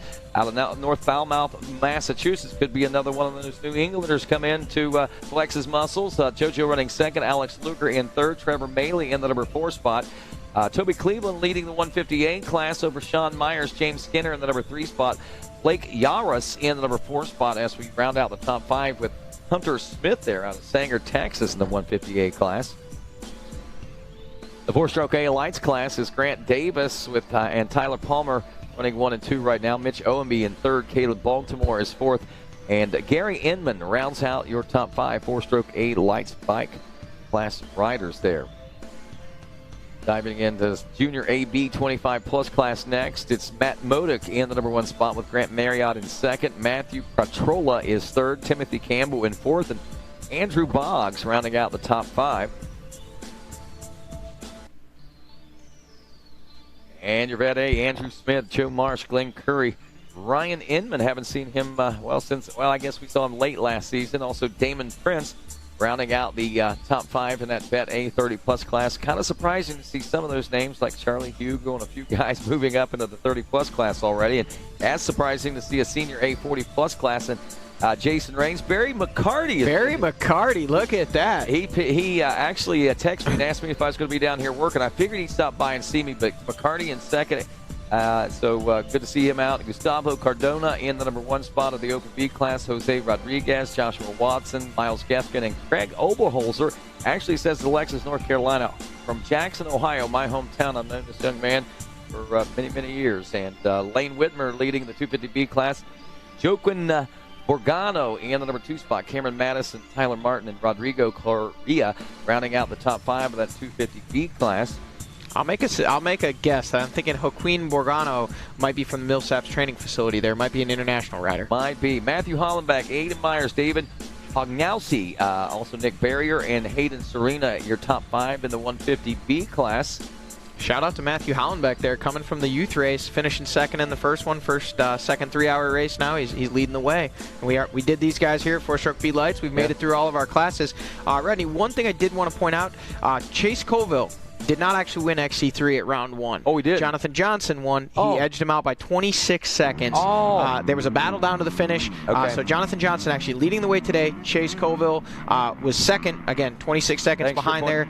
So we've got a points battle going on there tonight. We haven't really talked much about that XC3 class today. We may get a chance to see him on screen, but heck of a battle that we do have going. I think that may have been one of our leaders that just went by there. I don't think it was Ben Kelly, but it could have been. We'll have to see. That might have been some XC2 riders actually going by there on screen. But yeah, it's a lot of things happen, and as we pointed out there with those awesome graphics that the RacerTV Live folks did for us, you know, so many riders out here having the opportunity to run the same track all weekend long. We've got youth riders in the morning. Well, first we start things off with our micro riders at 8 a.m. on Saturday morning, and then 8:45 for you've got the micro ATV and then the micro bikes. Then you go into the youth ATV, amateur ATV, professional ATV. Then today we've got the youth bikes, amateur bikes, pro bikes, and man, it's a weekend full of racing. Next weekend we add EMTB. EMTB on Saturday night. I think I might try to go out and give that a shot. We'll see how smoked I am. I raced the very first one in 2018 at the John Penton, but it was on Friday. Since they switched to Saturday, it's just, man, you know, getting off the track, I don't know that I'd want to jump right back on a bicycle and say, hey, let's go beat ourselves up for another hour again. People think they're e-bikes, so they're easy. Talk to Ben Kelly about that. Highest heart rates he's ever had were racing an e-bike, and when he tried to battle Charlie Mullins last year in Georgia when he was on injured relief from the FMF KTM team when he was recovering from the injury he had down actually just before the season opener last year. Interesting, and I tell you, man, the season's heating up, and it's only round 2 right now. One thing you did mention, Bubs Tasha, he is a New England guy. He races that J-Day series, actually battles with Ben Kelly and Josh Strang and those guys up there in the J-Days, so he's a good sprinter, got good speed. I actually asked a couple of those guys, I'm like, hey, like that guy battles you guys at like J-Days, what's his deal at GNCC? Seems like and they're like, I don't know, man, he's got the speed, like he just needs to get it all figured out. Well, today, leading the way in that 250A class, so maybe he's starting to find his groove, starting to get it figured out. No doubt. And you know what's neat and interesting about this? I mean, a lot of unfamiliar names on this, and a lot of not so familiar names as well in the top 5 and top 10 that we generally don't see, whether they're new riders or visiting riders here in Florida with this being Bike Week. And you know as well as I do, this brings in a lot of different folks from all over the world just to race this one event because it is part of the Bike Week celebrations and things of that nature. You know, interestingly, you know, normally there's just a small core group of the GNCC Nation that actually makes the trek down on the amateur side of things. But, man, so many more of the amateur riders from up in the Northeast and up in the North out West, all over the U.S. have made their way in, as well as international riders this year. Absolutely, Rodney. And you pointed out those international riders. Every year here at Florida, we see a great contingent of riders from Orlando, Miami, that have friends, family in Puerto Rico. They rent bikes, they buy bikes, they come over just to race this GNCC, to race this one single race every year. They come out in droves. They have the matching printed shirts. It looks good. They're big GNCC fans. They're always collecting posters, getting autographs, taking pictures with the riders. It's awesome to see. While we're talking about that international flair, Rodney, I need to touch base on something. I got a lot of comments after the last show 2 weeks ago on my comments about Sherco. Some good, some bad. but like I said, those are my feelings. I let them out there. I do think it's awesome that we have the international flair of both Benjamin Herrera in the XC1 class and Rui Barbosa in the XC2. These are world-class riders in a sprint enduro or world enduro format coming over here racing GNCC. I'm assuming on Sherco's dime. I know they're both riding Sherco's. I believe so. Anyway, I know Rui is. So it's good to see those guys here, and I love seeing the international flair, and it does so much for those guys to expose what they do to American fans, and also I think it's great when they come here and race that the international fans can get a taste of GNCC that maybe have never been exposed to it. So it's always good when we can kind of cross-pollinate, and the GNCC guys can go international racing and the international guys can come here and race. I think that's interesting. I love it, and it just shows you how much recognition the GNCC gets. We always stake the claims, America's #1 and premier off-road racing championship in the world-renowned GNCC series, and that it most certainly is, Johnny. And I think just events like this and all of our events, and especially the special events like Snowshoe and Ironman, where people really they're destination type events that they plan for years in advance to make it to that particular event. Yep. And you can see actually as you have your overall up there, Rodney, 20th place overall. Benjamin Herrera is in fact on a Sherco in that XC1 Pro class, rounding out the top 20. Currently scoring points, looks like, is that Ashburn? So we've already had Ben Kelly come through leading, and there is Jordan Ashburn. There is, look at this, folks. Josh Strang has got the hook into Jordan Ashburn. He's reeling him in, and Stu Baylor has latched back on. So if you were sitting at home and you were hearing us talk about, well, is Stu going to have the juice to go the whole way? It's a 3-hour race. He's got some injured fingers. He hasn't been training antibiotics. Is it just another game Stu Baylor plays? Are we going to see a late race Stu Baylor charge come back for a win? Or at least right now he's sitting in 4th, but he's inches from 3rd and only a few seconds from 2nd. Well, Ben Kelly leading by 55 seconds at the end of lap number 1. As we said, I knew we could tell he was on the sprint. So the battle is becoming a battle for 2nd place. But as Johnny pointed out, and as we note from yesterday's ATV race, that last lap, don't count your chickens before they hatch, because I'll tell you, anything can happen, especially with the conditions that are out here today. Not that they're treacherous, not that they're horrible, but obviously they're ever-changing and they are challenging. But note with that we've got the extra lap traffic out there, and we've already seen on several different occasions these lead riders being affected by this. Yeah. It's interesting, and we'd have to see exactly how it pans out, but Ben Kelly leading the way right now. Depending on where Jordan Ashburn finishes, it would be between Ben, Jordan, Josh, Strang for who is the points leader. If they finish the way they're running right now, it would be real close. So when you start playing that long game, which I think is exactly what Ben Kelly's doing, that 5th at round 1 that he was so disappointed with, the team didn't seem so happy about, if you back it up with a win, now all of a sudden you're back in the contention and potentially even having the leader's red plate after this race. Again, depending on exactly where Ashburn and Strang finish, because obviously those guys were well up into the I want to point something out. Our question about Grant Baylor and hour 3 Baylor, what was the scenario for today? As we roll into hour 3 after hour 2 here, Grant Baylor checked in the 8th place position overall. By the way, Jonathan Garrar is 5th place overall, leading the XC2 250 Pro class on time adjustments right now. Grant Baylor is still 8th on time adjustments, 7th in class. Now 14 seconds behind Lane Michael. Yep. He turned a 31:01.8 lap time. We'll call it a 31:02 lap time just for that sake, and a 30:46 basically for Ben Kelly. Everyone else is slower than that between Kelly and Grant Baylor back in that 8th place position. Yep. Actually, Ben Kelly out front by himself in the lead point right now. Grant Baylor battling through, I'm sure, a lot of different things right now. Only 16 seconds slower than Ben Kelly on that lap. So what I have to think is we're going to see a late race push by Grant Baylor once again, and don't be surprised to see him in a top 5, maybe pushing for a podium by Checkers. Guys, did we lose Stu Baylor?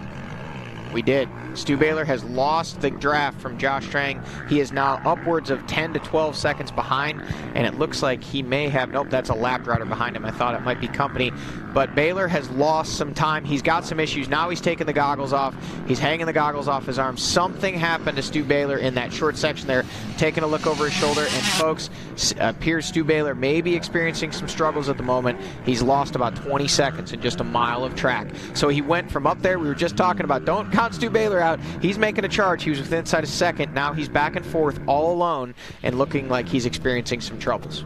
Well, with obviously the relaxed riding style we're seeing him with right now, and the goggles on the wrist, what's going on? Is he going to continue to try to race this out? I mean, there's a lot of questions to answer. He is coming to the pits, so he may have, I mean, where he's at, he's literally coming into VP Fuels Pro Row, so he might have just been getting some fresh air, knowing he was going to stop. Maybe he's going to stop for a splash of gas, and maybe he's going to stop and try and get some fresh goggles. So he's still not out of this, but he gave up about 20 seconds to a mile there. So I'm guessing he may have had a tangle up with the lapper, maybe got stuck in a hole, just kind of lost his rhythm, but we'll see if he can charge again. There is Jordan Ashburn still in second place, and just behind him, Josh Strang, the 114 Babbitt's Online Monster Energy Kawasaki team rider there. Should be just behind Ashburn there. We can't see him in the shot. This is a great drone shot, by the way, though. And there's Ashburn wheeling in that water, and here comes Baylor in for some goggles, and he is getting a splash of fuel. So probably just preparing himself for that pit. There you go. Situating himself, if you will, getting ready for the last hour push. Again, though, bike fitness is the question about Stu Baylor and training over the last few weeks with the injury from the National Enduro and, of course, the Sprint Enduro as well. So we got lots of questions in our minds, but also lots of hopes, I'm sure, for Stu Baylor if you're a Stu Baylor fan. But right now, like I was pointing out, Grant Baylor, the second fastest rider on the racetrack. I'm just going to tell you this right now. He was 39 seconds faster than Jordan Ashburn. Also about 20 seconds faster than Josh Strang. Strang, by the way, also clipped off a pretty fast lap time. He was about 20 seconds faster than Ashburn that last time around. Look at this guy right here, though, Rodney. 31:05, your XC2 Pro Lights leader, Johnny Gerard, and that's who Grant Baylor's been riding with. So that's likely part of Lane Michael on screen, getting a little bit of a drink, some fresh goggles, and some fuel, and he is on his way. Uh-oh, we got some chaos here. It looks like, is that Ashburn? I can't tell. Yeah, I don't know who that was, but they took a little bit of an iffy line there, and the spectators jumped in to help him out. Hard to see who that is. I think that may be Ashburn. Yeah, possible. Hey guys, give you an update for you. Grant Baylor all over the rear wheel of Lane Michael as they exited the pits. So that one's cooking up to be a little brouhaha. Well, we saw that one shaping up there. When they checked through the finish line, there was 14.5 seconds that separated them. So Grant's making up time on Michael, it looks like right now. Yeah, and he's even if he can get to Josh Toth, though, there in 6th, which he was only 2 seconds ahead of Lane Michael when we saw him last. So he could potentially get to Josh Toth there, which would be 5th in XC1, but 6th overall. He's still got a little bit of a row to hoe there to get to Johnny Gerard. Johnny Gerard would be another roughly 30 seconds ahead there. Not too far to make up, but keep in mind, he is probably physically with or near Johnny Gerard on the racetrack. So Johnny Gerard just need keep within, give or take, a minute of Grant Baylor. Last time I saw them, they came through. He was a couple of riders behind. I don't know if they were lap traffic that was in between, but I think it was some lap riders in between those two riders. So obviously, we may be seeing some changes on the horizon there. That's the exciting thing about this. Again, you know, I mean, I've talked about it. You know, I still get into this mindset of, okay, we're getting into pretty much a groove and a flow, and this is the way it's going to be for the day. But I keep forgetting that these are different times, and something is happening constantly out there. Not that it hasn't in the past, but generally you could see a pattern developing by this time in the race. We're not seeing that pattern here as we approach the 3-hour mark right now. You know, there really isn't. There isn't a pattern in the race. There isn't a pattern in the season. Yeah, it's only 2 rounds, but, you know, and even take Caleb out of the equation, it kind of seems like, and I think this is a product of what we keep calling the post-Caleb Russell era, you know, even if it wasn't like, sure, there's always going to be those people like, oh, Caleb's got it won. But at this point, 2 rounds in, I mean, there was many seasons where Caleb may have not even won a race yet 2 rounds in, but still the riders were kind of starting to establish themselves as like, okay, these are your top 2 or 3. This is the next 2 or 3. It was kind of, not where you want to be. Don't know if he's stuck or maybe just taking a little rest. It looks like, I don't know if he's stuck or not. It looks like he's buried, but he may be just chilling out. Yeah. What's the number on that, 222? Yeah, it looks to be. Yeah, he's just kind of hanging out there. He's like, yeah, I'm done. Maybe this wasn't the best line. I'm just going to hang out here for a minute. Oh, man. Hey, that's a good place to watch the race from, though. I mean, whenever you have issues on the racetrack, that becomes obviously the best point of view. You get to see it right from the track. Yeah, that's what's funny. Like those sections like that, he's got a bank next to him, which makes it look like he's in a lot deeper than he actually is. But that sand is just so sticky, and it can be a good line 1 lap, and then it just gets so chewed out.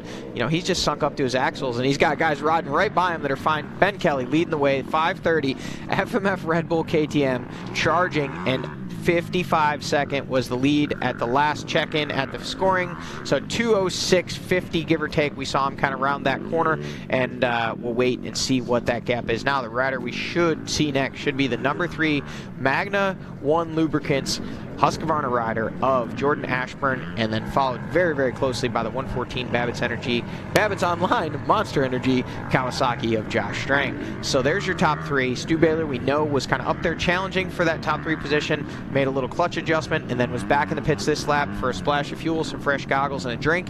So will that re-energize Baylor, and will he be able to go back after and charge back for potentially a podium position, or is he going to settle in there? And even still, you talked about it yesterday, championships won on your bad day. Stu Baylor coming back to racing after the injury he had, after everything that's happened with him in the last couple of weeks. If he opens up with a 4th, not bad. There is Jordan Ashburn, so that's, just under a minute there, and looks like the Babbitt's guys are giving a pit board to Josh Strang, telling him to go, because they know he's got only about a lap and a half left if he wants to get up there and potentially try and close that gap up on Ben Kelly, or at the least try and get around Jordan Ashburn. Interestingly enough, these guys former teammates. Last year, Ashburn under the Babbitt's Monster Energy tent at the Kawasaki Semi there, and this year moved over to the Magna 1 Lubricants Husky team. So former teammates now battling each other for a position. Stu Baylor looking like he's charging Rodney. Whatever his issues are, looks like he's put him behind him, and he's going to try and reel in that group in front of him to get back in contention for a podium finish for the day. Stu almost looks like a boxer in a ring that takes a shot, shakes it off, and then comes right. It's almost like a Rocky fight out here going on. Was it you that used to call him All Heart? That was like a nickname he had on the back of his pants years ago. It was just All Heart. That's probably Jason Wygant. Yeah, I mean, whoever it was, and that's how Stu Baylor rides. He rides out of his body. He even at times where, maybe he wasn't training, maybe his nutrition wasn't what the guys that he was battling against were, he just rides out of his skin for 3 hours, and he's doing it today. And, if riding out of your skin gets him a 4th today, I'd say that's a pretty darn good finish. 5th place, look at this. Josh Toth has gotten back around. We'll have to see where. Oh, here we see Ben Kelly on screen with some more lappers. Seems like every time they come into this section, they've got lappers in front of them, and it's a tricky little section for lappers to get out of the way. Yeah, and if they go down, there's not a lot of places to go real fast to get out of the way. There's the main lines that everybody seems to be riding in. As you see that lapper trying to get out of that main line so he can let Ben Kelly go by. Here comes more lap traffic, and as we know, a big gap back to that second place position, nearly a minute to Jordan Ashburn when they came through the finish line there a few moments ago. So this will be interesting. And again, to watch and see what Josh Strang is going to do. He was as close as 7.3 seconds back of Ashburn. Lap times indicating that he was about 21 seconds faster. So that battle should get interesting here in this now, I guess, would be 5th lap of the 6 laps of racing after today. Yeah, they're working on lap 5. They're about not quite halfway through there. I did just see Jordan Ashburn's helmet. There it is. He's popping out of the palmettos, and right behind him is that Kawasaki and Josh Strang not giving up on him. Josh Strang going to keep the pressure on Ashburn again. We pointed out these guys, former teammates, just just a few months ago, these guys were battling under the same tent. And right now, Josh Strang got the Cowie ride. Jordan Ashburn trying to say, man, that should have been my ride. And Strang trying to say, nah, man, this is why I'm still under the Cowie tent. So it's a little bit of flex in between these two, but I do know they get along great friends off the track, and much respect for each other. So those guys will keep it clean, and who knows, maybe they can push each other and try to tighten that gap up to Ben Kelly, but that gap is growing at the moment. Yeah, I didn't know. I don't know what happened. Obviously, what directions these teams and things are going in, but I almost have to think, you think, oh, well, Jordan's not with Babbitt's online anymore. That's probably not a good thing. Stu is absolutely soaked. Look at him, Rodney. Yeah, it looks like he's gone down in some water. But but just to make it quick, Jordan Ashburn meshing with the Husqvarna and this Magnum One Motorsports team very quickly, and I think these first 2 rounds are a pretty good indication of that. Yeah, absolutely. I mean, he's been rock solid, and Jordan's always rock solid. I mean, that's how last year. That's why he's got number 3. Yeah, and we talked about that earlier in the show, like Jordan being the guy on the bubble, the overlooked guy. The overlooked guy on the bubble finished number 3 for the year last year, and correct me if I'm wrong, but I don't know that he had a podium. Or if it wasn't many. If there was. I don't think there was any last year. He had so many that were so close. Josh Strang nipped him out right at the end on a few. There was a few other guys that nipped him, and he was right there. But he ended up number 3 for the year. Like, he was always that 5-6 guy. And with the ups and downs, look at this. Grant Baylor is now closed up on Josh Toth. Josh Toth just out of screen, and Grant Baylor hunting him. He is stalking him. The 3rd hour Grant Baylor has come out because why? We're in the 3rd hour.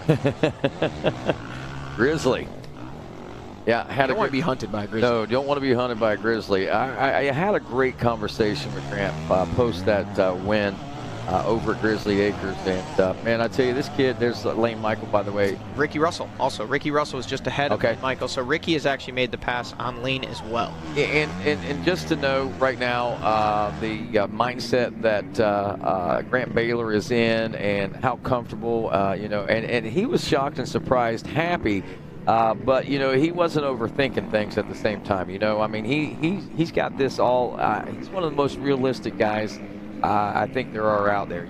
I mean, he and both Stu's realistic, though sometimes Stu does get a little bit out there on the limb, making some big claims and taking some big claims. That's because he likes the drama. He loves to stir the pot. But the thing about it is, oftentimes Stu can back up what he says. No, we got to arm up, which means we got a rider coming, and that rider is the 530 of Ben Kelly, making that rough Florida straightaway look like smooth as the backstretch at Daytona. That Rodney, you're heading over there to do some Supercross and ATV motocross announcing here in the next couple days. That's what Ben Kelly looks like. He looks like he's just trucking his way around the big bank corners at Daytona. That big 350 KTM. Interesting to note, Ben Kelly last year rode a 450 all year. This year back on the 350.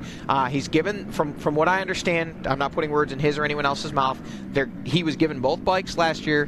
Which one do you like better? Make a choice, within a reasonable amount of time before round 1. But once you make that choice, that's your bike for the year. Last year he chose the big girl. He chose the 450. Rode it well. Didn't quite grab the wins that we were expecting out of him last year. But Stu Baylor kind of came in and ruined everybody's party after the break. And then now this year he rode both, spent some time down here and said, nope, I think the 350 is the bike for me. And right now it's looking like the bike for the day.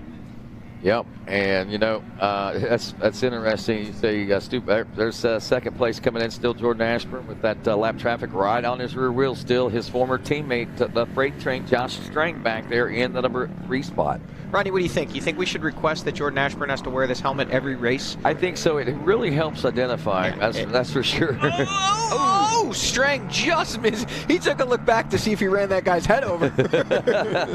That was close.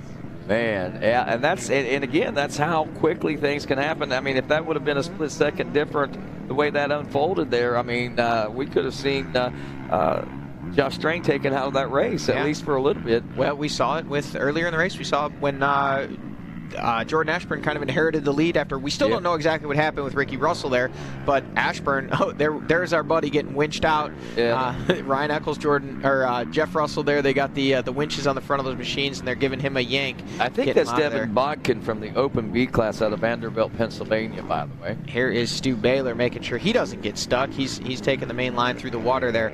But, yeah, we saw that earlier with Jordan Ashburn connecting with the lapped rider in the Monster Mile, FMF PowerPoint. Hard to know know which one's which, but they're kind of all connected there. And they connected with that left rider, went over the bars, and lost a good bit of time there. So it's the battle rages on. The battle does rage on. Ben Kelly continues to lead. Jordan Ashburn, Josh Strang in third, Stu Baylor in fourth, and on-time adjustment, Jonathan Gerard rounds out your top 5. Can Ben Kelly hang on to it? How's this battle for second going to shape up? Stick around to find out. GNCC Live continues after this.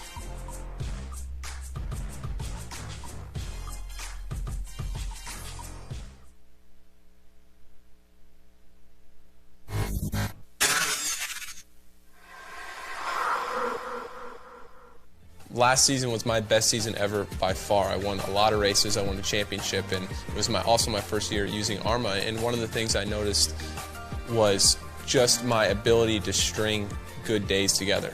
You know, like especially in the summertime in Florida, where you're riding every day and the heat index is 108 degrees, and you're doing 230s and going to the gym and bicycle and all that stuff. I think in the past I've been super inconsistent day to day. Yeah, I may have a good race here or a good day during the week there, but overall I think where I improved the most was my consistency in my recovery.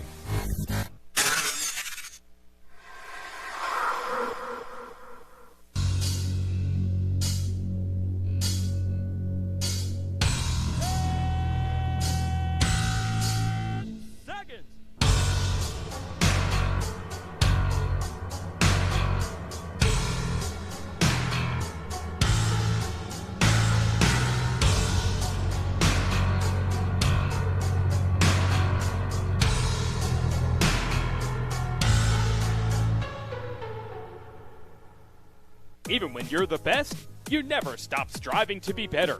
The all-new from the ground-up 2019 Yamaha YZ250F is available at LoJack Cycle Sales, alongside the all-new YZ65 and YZ85, and refined YZ450F.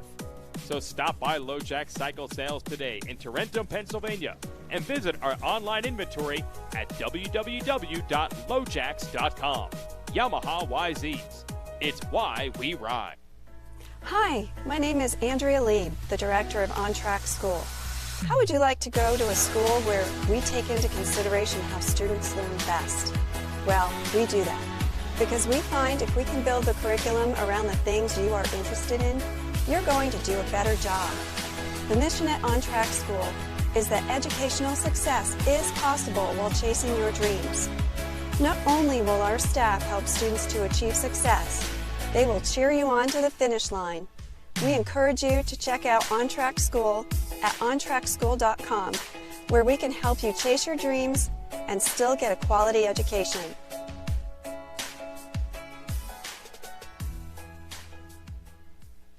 We are American Motorcyclists. We are members of the American Motorcyclist Association. Racers, fans, and crew. We come together for this sport we love, to race together, to grow together. We start young, and not so young.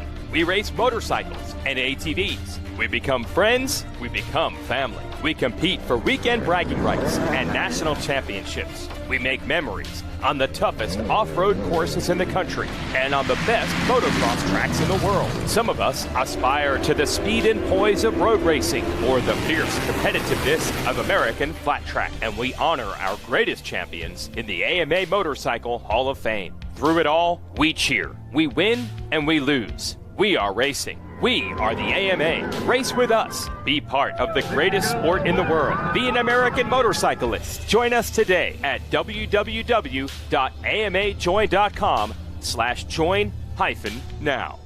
Monster Energy AMA Supercross in FIM World Championship. 22 riders in the starting gate believe I will be champion. Be there to see who wins the round at Atlanta Motor Speedway April 10th, 13th, and 17th. Visit supercrosslive.com to get your tickets today.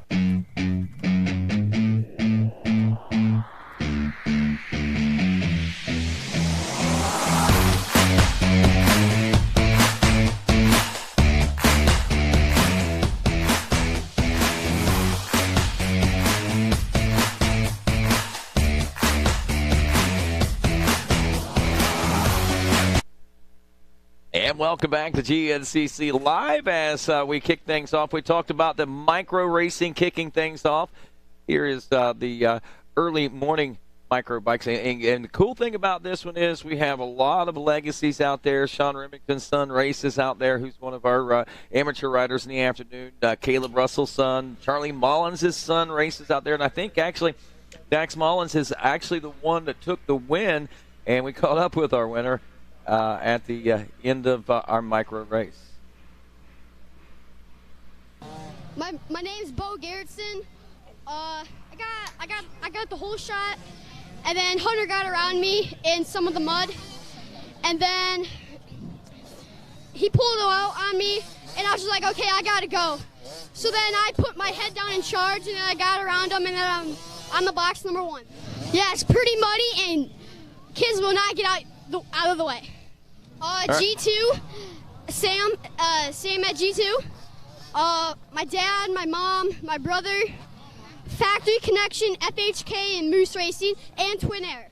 Wow, Bo Garrickson, I tell you, that kid has really got a future, if nothing else, on a microphone as much on a motorcycle. Kid was lightning fast, but as we were talking there a few moments ago, I think we're talking about the Mullins class. That was a pretty interesting little battle that those kids had, but there in the overall was pretty cool as well. We're picking up the action. Our leaders, that's third place rider, or fourth place rider, Stu Baylor there on the 514, still trying to bridge that gap back up to the 114 of Josh Strang, who is third place rider, the freight train, who was at last check right on the rear wheel, basically, of Jordan Ashburn.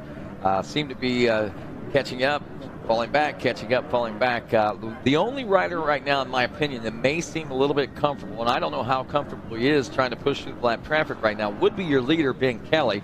Like we said, he's not real sure what's going on behind him. He's pushing. He's still trying to push through the lap riders. Rodney, let me tell you something. Ben Kelly, and I understand what you're saying in terms of a gap, but as far as comfortable, he is not comfortable right now. He is taking a beating out there. He's doing everything in his power. Grant Baylor has gotten around Josh Toth. He's made that pass. We know that is for the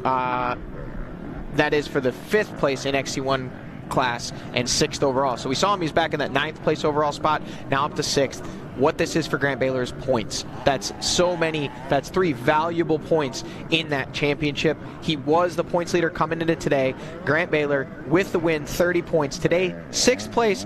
That 6th place would score him, would be a total of 15 points he would score for 6th place, versus 9th place would be only 12. So that's 3 championship points that he's earned by making those 3 passes, and he's still got the potential to catch up a couple guys in front of him. We don't know what the gap is between him and Johnny Gerard, so we could see him potentially leapfrog Gerard, which would move him up to 5th, and then the next rider in front of him would be his brother, Stu Baylor, but that is a big gap at this point with just a lap left. But with the next time we see these guys, Rodney, there's going to be a white flag waving, and with the track conditions out there, the stress levels these guys are experiencing, that is going to be a very, very welcome white flag. Well, we're about 4 minutes out from seeing Ben Kelly scheduled to check in, as joined in booth with On the Pipe podcast host, Mr. Tyler Shepardson. T-Shep, good to have you in studio with us. I know you've been out paying particularly close attention to these first 2 rounds of racing and so forth, and already, we keep talking about the surprises and the craziness of this season, and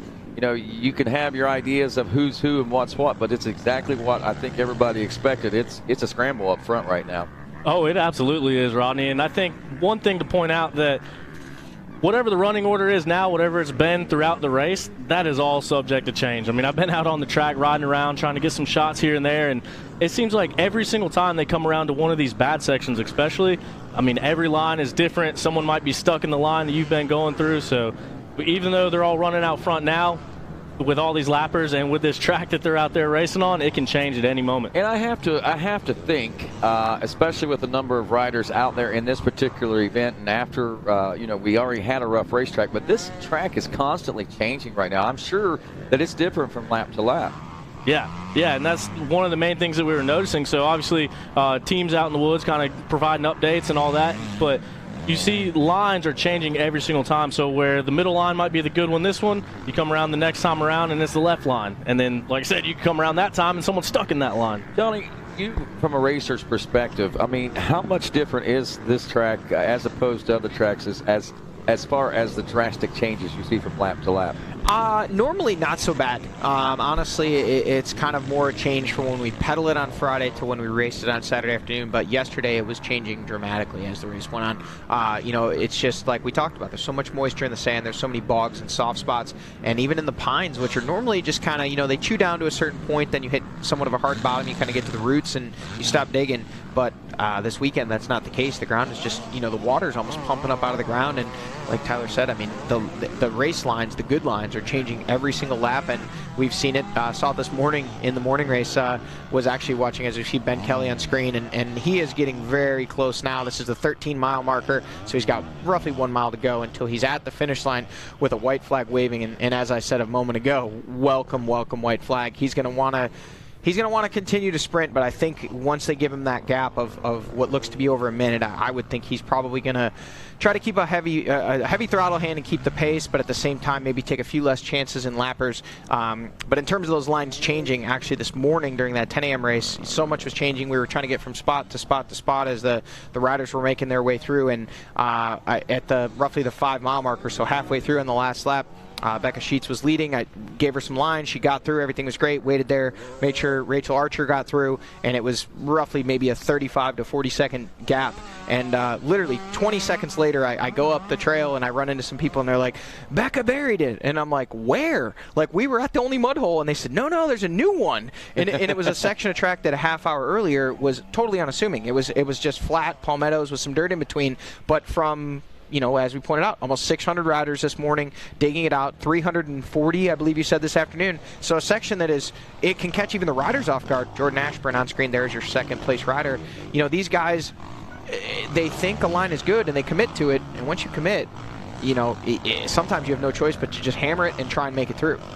And Straig's still not too far off the pace there, but, you know, I have to wonder, you know, mud I know is a very physically demanding condition to ride in. These can, and sand can be too.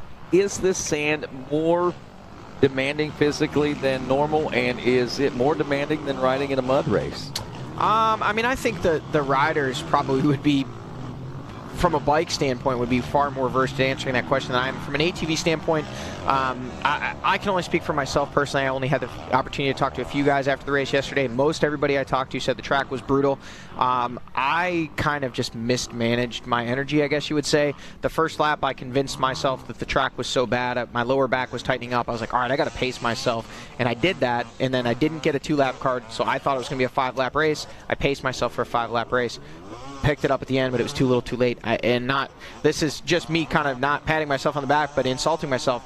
Completely mismanaged my race to the point where today I don't feel like I raced. So I didn't go hard enough thinking that it was going to be a 5-lap race, and in my head I made the track out to be rougher than it was. But you know, some of these guys I think are going to come in completely depleted if they're pushing. There's Grant Baylor, and I don't think he's got enough time left to bridge that gap to Stu, but he is absolutely chipping away at it for sure. Yeah, that's for sure.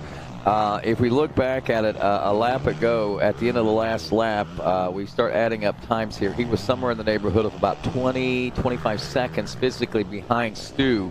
And I think that gap is starting to bridge a little bit, to be honest with you.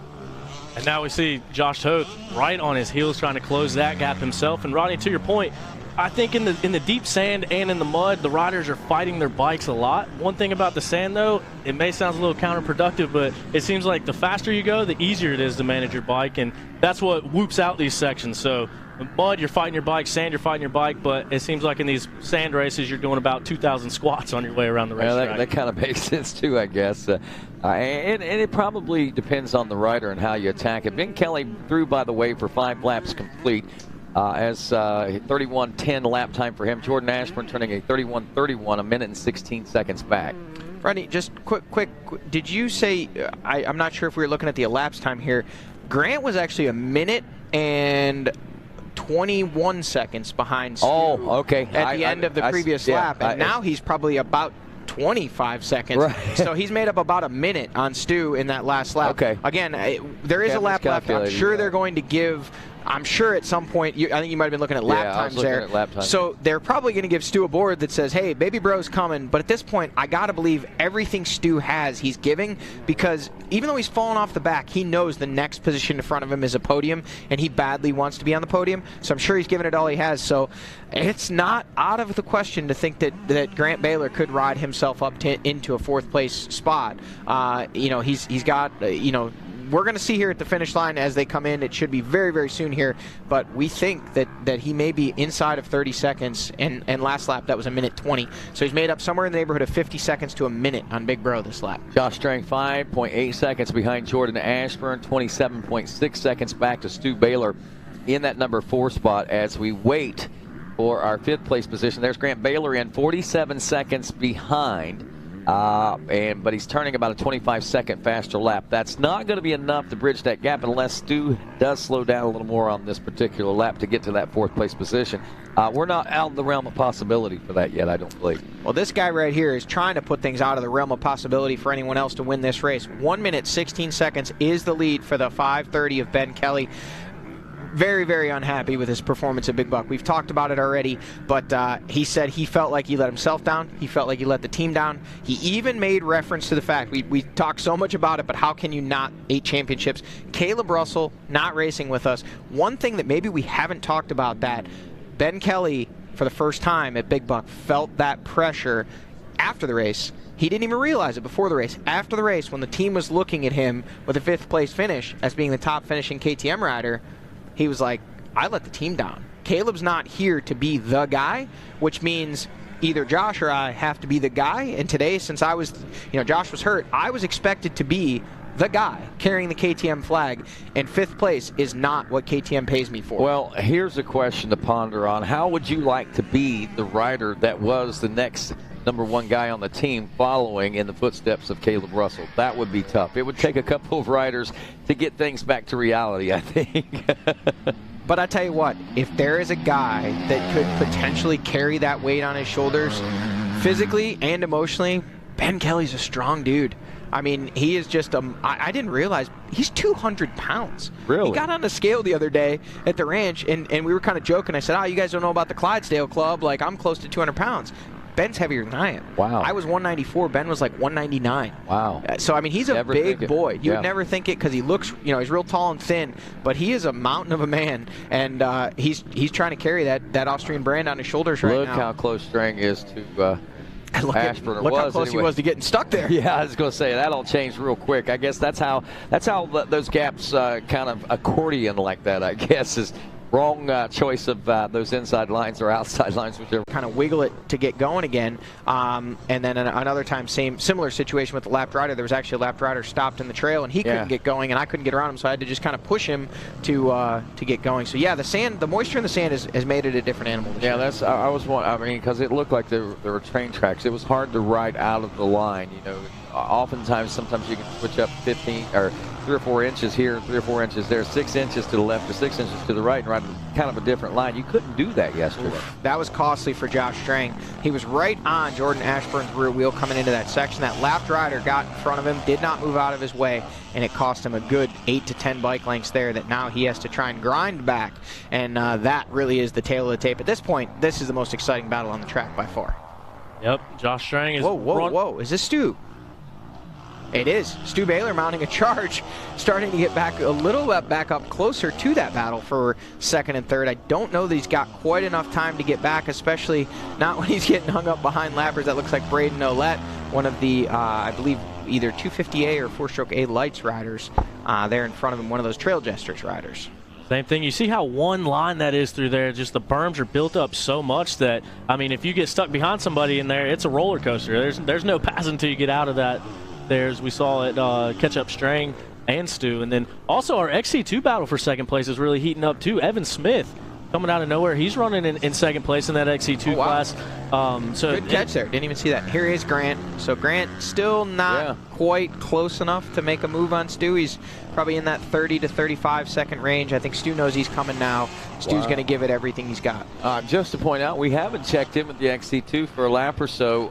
Evan Smith is up to 2nd, like he pointed out. He's 2:16 behind Johnny G, the other Johnny G. But Mike Wachowski right behind him, as pointed out. But Craig DeLong surprisingly dropping back to that 4th place. I hadn't realized that. But still only another 1 second back. Yeah. So you got 2 minutes and 16 seconds is the lead for Johnny Gerard. 1.3 seconds back behind Evan Smith is Mike Wachowski in 3rd, and Craig DeLong 1.9 seconds back. So basically, 2, 3, 4, you could throw a blanket over. Yeah. And just from being out on the track throughout the whole beginning part of this race, Johnny Gerard kind of worked his way into an XC1 very quick. He's been riding physically with Grant Baylor most of the day, as we've been able to see on camera here. But that XC2 battle, just as you mentioned, it looks like Ricky Russell snagging a root and going down.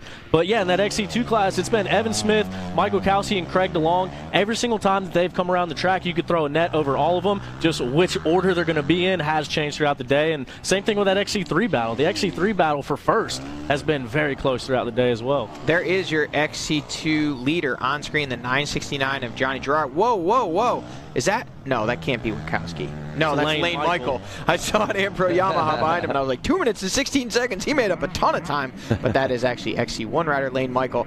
Well, folks, here we go. Ben Kelly, white flag waving, and he is getting closer and closer and closer to a finish line, and a checkered flag waving for the 530 KTM rider Ben Kelly, redeeming himself after what he felt was a subpar performance. His team relayed they felt was a subpar performance.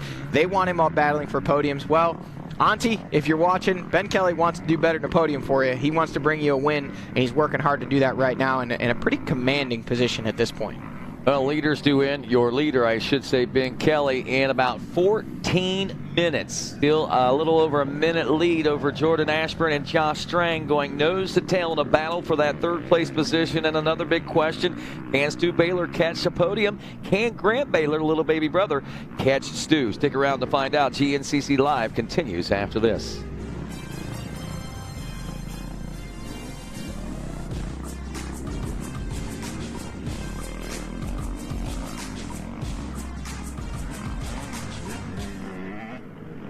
Rocky Mountain ATV MC, retailer, distributor, manufacturer, product developer, parts tester.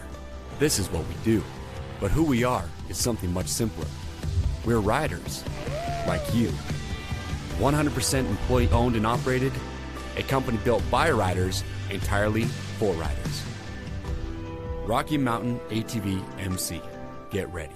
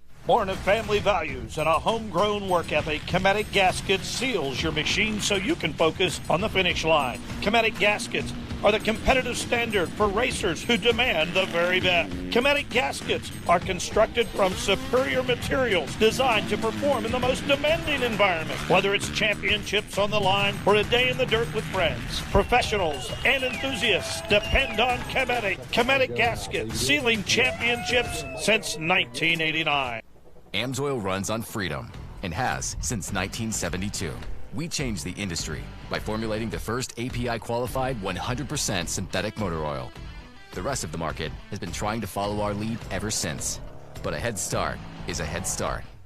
We punish our products firsthand in our world-class laboratories and beyond. Because some things can't be learned from a test tube. Run with us. And welcome back to GNCC Live. Rodney Tomlin along with Johnny Gallagher as we are in the midst of the final and closing moments of the Moose Racing Wild Boar GNCC. Taking a look back to just 1 year ago, Johnny, this is what things look like there. Yeah, just 1 year ago in the not post-Caleb Russell era, grabbing the whole shot, the #1 FMF Red Bull KTM of Caleb Russell would go on to kind of make a statement here at round 2. He was able to just kind of ride away with the win. Jordan Ashburn, strong early. Stu Baylor back there on the Sherco. That was his former ride. And then there is Lane Michael, another rider that was up front early. But when it came right down to it, Grant Baylor had some issues. Stu Baylor also had some issues. Actually was out trying to get his bike fixed on an e-bike and was able to get back into the race. But as we watch on screen and we see the battles, Caleb Russell, Ricky Russell was up front all day, said he's not a sand rider, but Josh Strang back there just stalking him. That was the battle over second and third that raged on as the race continued. But the man out front, oh, and there we saw, that was the big crash that I believe that was Jordan Ashburn had it was. And Caleb Russell kind of just, rode away with this one. Josh Strang there, again, that podium battle. Ricky Russell was up in it thick and then ended up ripping the handguard off, struggled through, but still came through with the podium finish. Caleb Russell finishing. You'd see those guys not wanting to get in front of Caleb. They wanted to see a checkered flag. And again, that was a statement ride for the champ.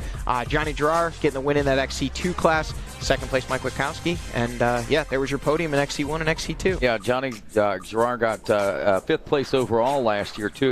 We take a look back at last year's results, compare them to this year's results heading into this final lap. About the only difference is replace Ben Kelly with Caleb Russell. You got the basically the same key players. Yeah.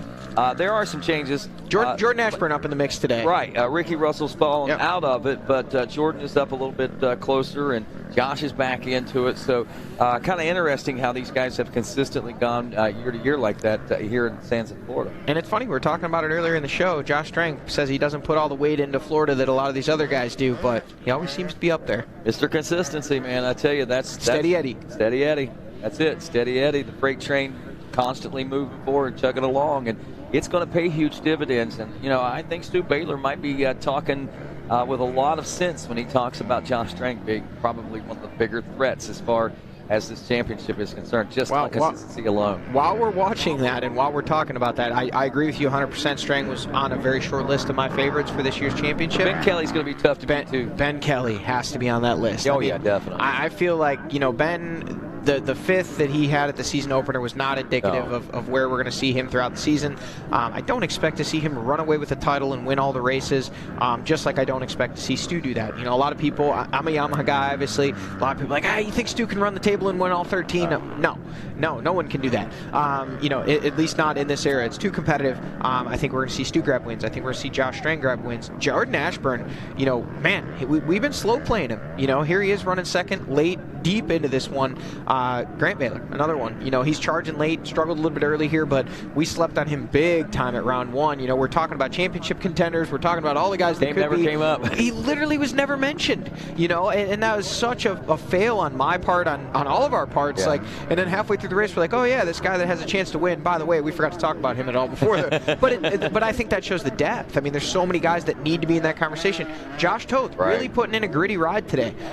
Ricky Russell, strong early. Lane Michael has been right there throughout much of the day. Some of these guys are struggling a little bit late. Don't know if it's just bad decisions, bad line choice, maybe a little bit of their fitness, but this is round 2. Yeah. We got 11 rounds left for them to get this all figured out. And getting it figured out into second, Rodney, if you want to be in the championship contention, what do? You maximize your points, right? Exactly. And that's exactly what Josh Strang is doing. Well, I mean, let's put this into perspective now. Josh Strang going, what it will be, 2-2, if I'm not mistaken. Did he get third in the last one? He got third. So, Thad Duvall was 3-2. Could that possibly put him in the points lead at the end of the day? I believe it would. It should beat out, I believe, Ben Kelly. Well, let's do some math. So we've had our top 3 through, and we'll be waiting on 4th place, which we believe still will be Stu Baylor. By the way, Jordan Ashburn did just come by there in 3rd place. So 30 points for a win is what Ben Kelly will get today. He finished 5th, so that would be 16 points, so he'll have 46 points. Josh Strang would have scored 21 points for his 3rd place finish, and he would score 25 points, so they would be tied, but the points leader would be Ben Kelly. Ben Kelly would win it because of the tiebreaker. He has a win. So even though they would be tied on, well, I don't know how that works with the leader's red plate. If the championship were to be decided. Yeah, the championship would be decided. Ben Kelly would be your winner if it was a championship. Whoa, Grant Baylor. Did we miss Stu? Can we, Adam, can somebody on screen, did we miss Stu Baylor, or is Grant Baylor your new 4th place rider? Okay, we were talking about points and we missed Stu. We got all excited. We thought we had a shakeup. But yeah, so I think they would share the points lead, obviously heading in. But obviously, one of them has to have first gate pick, so it would be to go to Ben Kelly simply because of the last best finish in the last round. So I think he would probably have the slight edge as far as gate pick or start picking. Good point. Somebody has to go to the line first, and it would be Ben Kelly if they finish the way they're running right now. But they would both, I believe, as you pointed out, have the option to share that leader's red plate. Josh Toth coming by there, and that is your 6th place rider, at least physically as they run. Johnny Gerard may factor in there in the overall. He was last we saw ahead of Josh Toth on corrected time, even though he's physically behind him, starting from that XC2 Pro Lights class. He would be very close there. We did just see another rider go through there with a yellow fanny pack on, but I don't think it could have been Ricky Russell. That may have been Ricky Russell, so he may have, at the finish line, that gap was 28 seconds, I believe here. No, sorry, 13 seconds. It looks like he's actually closed up a little bit on Josh Toth, so we may see a little bit more of a battle over that 6th place spot in XC1 with Ricky Russell making a late race charge, trying to close in on Josh Toth. Johnny, I remember the first year we were here, we had a lot of these little waterways that had a lot of water, and a couple different years we've been here. But is there more water this year than there has been as far as these little ponds are concerned, or these puddles? So, not to be wishy-washy on my answer, but both yes and no. There's more water on the property than there has ever been in that we've been here. That being said, the track itself, the way it's routed, doesn't run through the deepest of the water. So there's been a lot of years where it was drier, but they ran us through some sections or some puddles or some that were deeper than what we're running through this weekend because they were able to get to them. Right now, because of the way the water's lying, it's just too iffy to kind of put those in,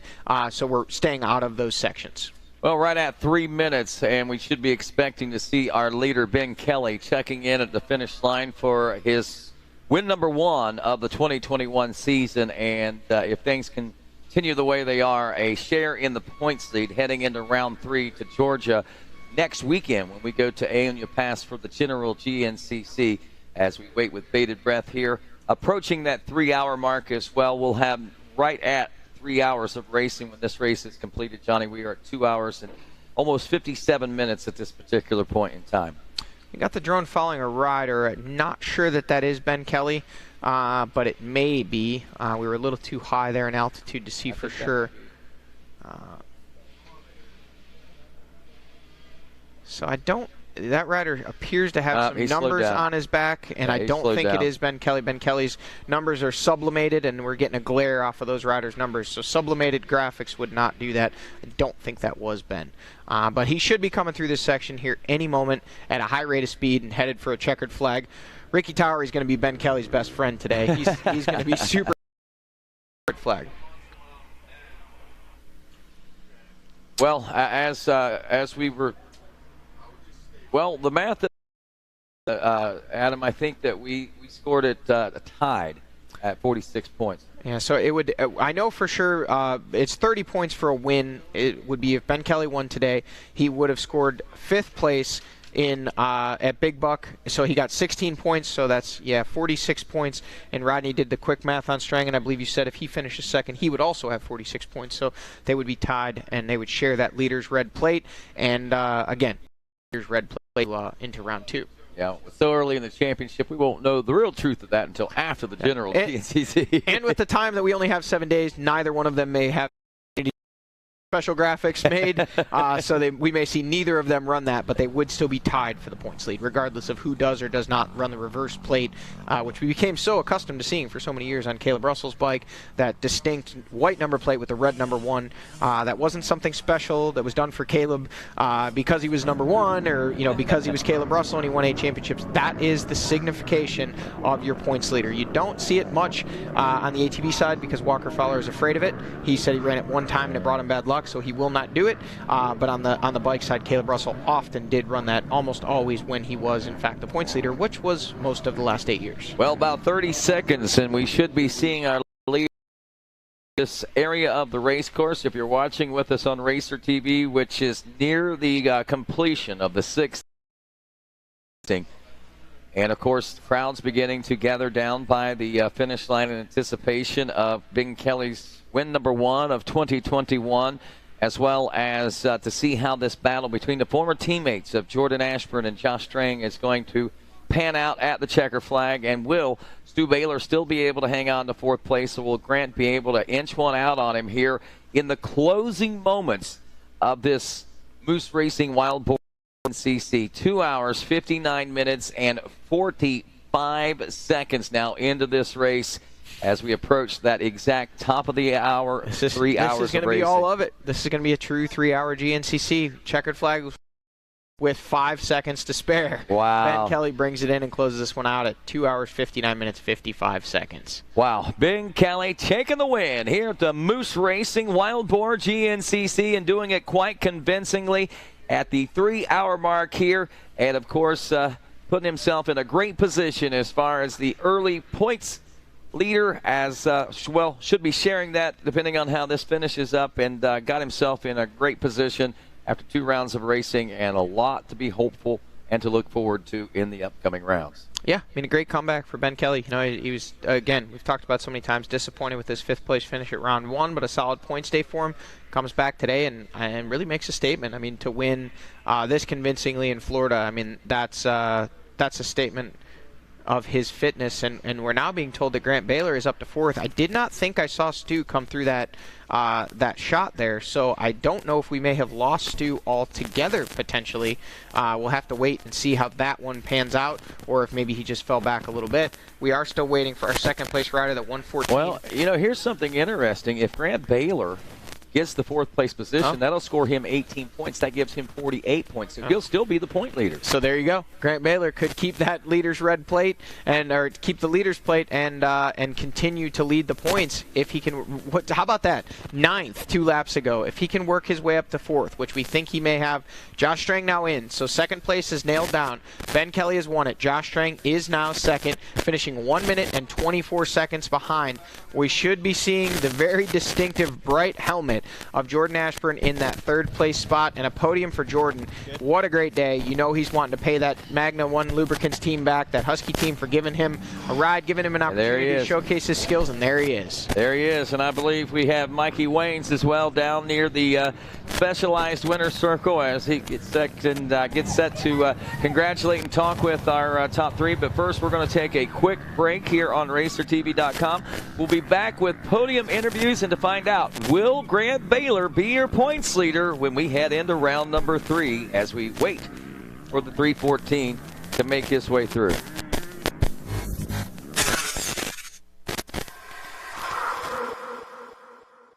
Last season was my best season ever by far. I won a lot of races. I won a championship, and it was also my first year using ARMA. And one of the things I noticed was just my ability to string good days together. Like especially in the summertime in Florida, where you're riding every day and the heat index is 108 degrees and you're doing 230s and going to the gym and bicycle and all that stuff. I think in the past I've been super inconsistent day to day. Yeah, I may have a good race here or a good day during the week there, but overall I think where I improved the most was my consistency in my recovery.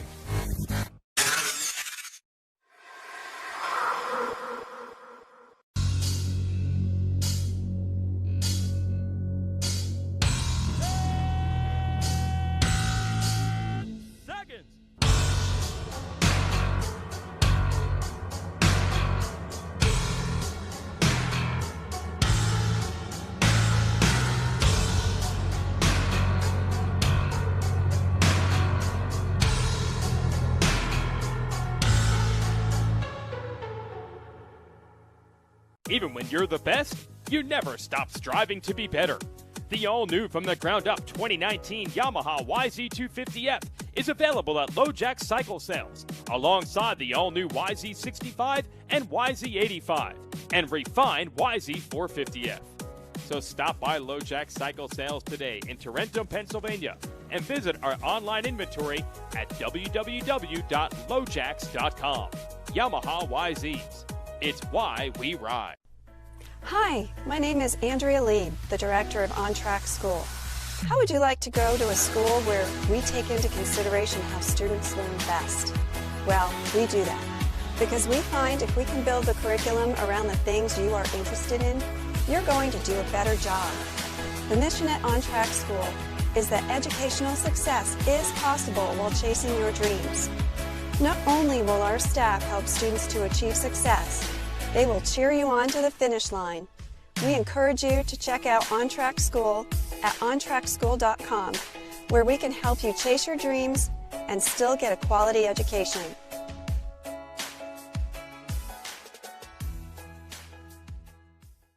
We are American motorcyclists. We are members of the American Motorcyclist Association, racers, fans, and crew. We come together for this sport we love, to race together, to grow together. We start young and not so young. We race motorcycles and ATVs. We become friends, we become family. We compete for weekend bragging rights and national championships. We make memories on the toughest off-road courses in the country and on the best motocross tracks in the world. Some of us aspire to the speed and poise of road racing or the fierce competitiveness of American flat track. And we honor our greatest champions in the AMA Motorcycle Hall of Fame. Through it all, we cheer, we win, and we lose. We are racing. We are the AMA. Race with us. Be part of the greatest sport in the world. Be an American motorcyclist. Join us today at www.amajoin.com/join-now. Monster Energy AMA Supercross in FIM World Championship. 22 riders in the starting gate believe I will be champion. Be there to see who wins the round at Atlanta Motor Speedway April 10th, 13th, and 17th. Visit supercrosslive.com to get your tickets today.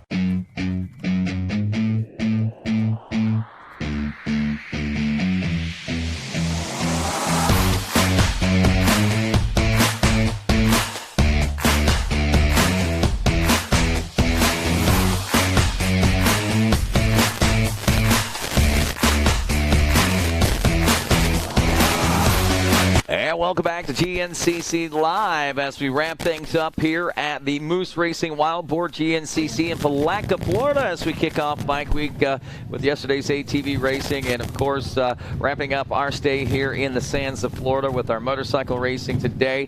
Congratulations to Ben Kelly on a big win as we head down to the Specialized Winner Circle with he and Mikey Waynes. Well, thanks, Rodney. Yeah, down here, Ben Kelly getting rehydrated, man. You look good. You look fresh. You look like you could go another 2 laps. I don't know about that, but I'm honestly not as destroyed as I thought I would be. Yeah, I felt good out there. You know, got a decent jump off the line and kind of got passed by a few guys. And then at mile 4, I kind of jumped the ditch and landed a little squirrely and went down.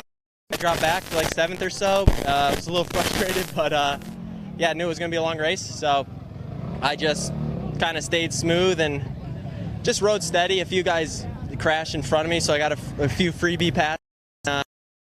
Yeah, I just stayed steady, slowly worked my way up through the pack, and we pit early, and I think I was in second at that point, but we had a quicker pit stop than Stu, so I got by him, and yeah, kind of just charged a little bit from there, did a few good laps, and then just stayed steady from there. I felt really good. My bike was awesome. Suspension was mint. I just stayed aggressive and kind of blitzed the whoops everywhere, and it felt really good as long as I didn't get low in the whoops. So not too many mistakes or sketchy moments. Just I played it patient with the lappers this time because it bit me at the first round. So yeah, I just rode smart and came out on top. It feels good.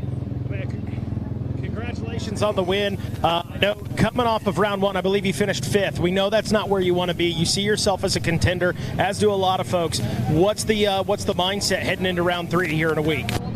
Yeah, it's a long season, so I'm not too worried. But I was super mad at myself after that first race. I was leading early and felt amazing. Like, I was honestly surprised how good I felt on that track, and had a little bit of a rough time leading into that race, so I was a little uncertain, but just was feeling so good. Had a solid off season down at Ranch Russell here in Florida, training with Charlie Mullins, and yeah, I'm just solid. I just gotta believe in myself. You know, I'm my own hardest critic, so just gotta ride like I know how and stop thinking so much.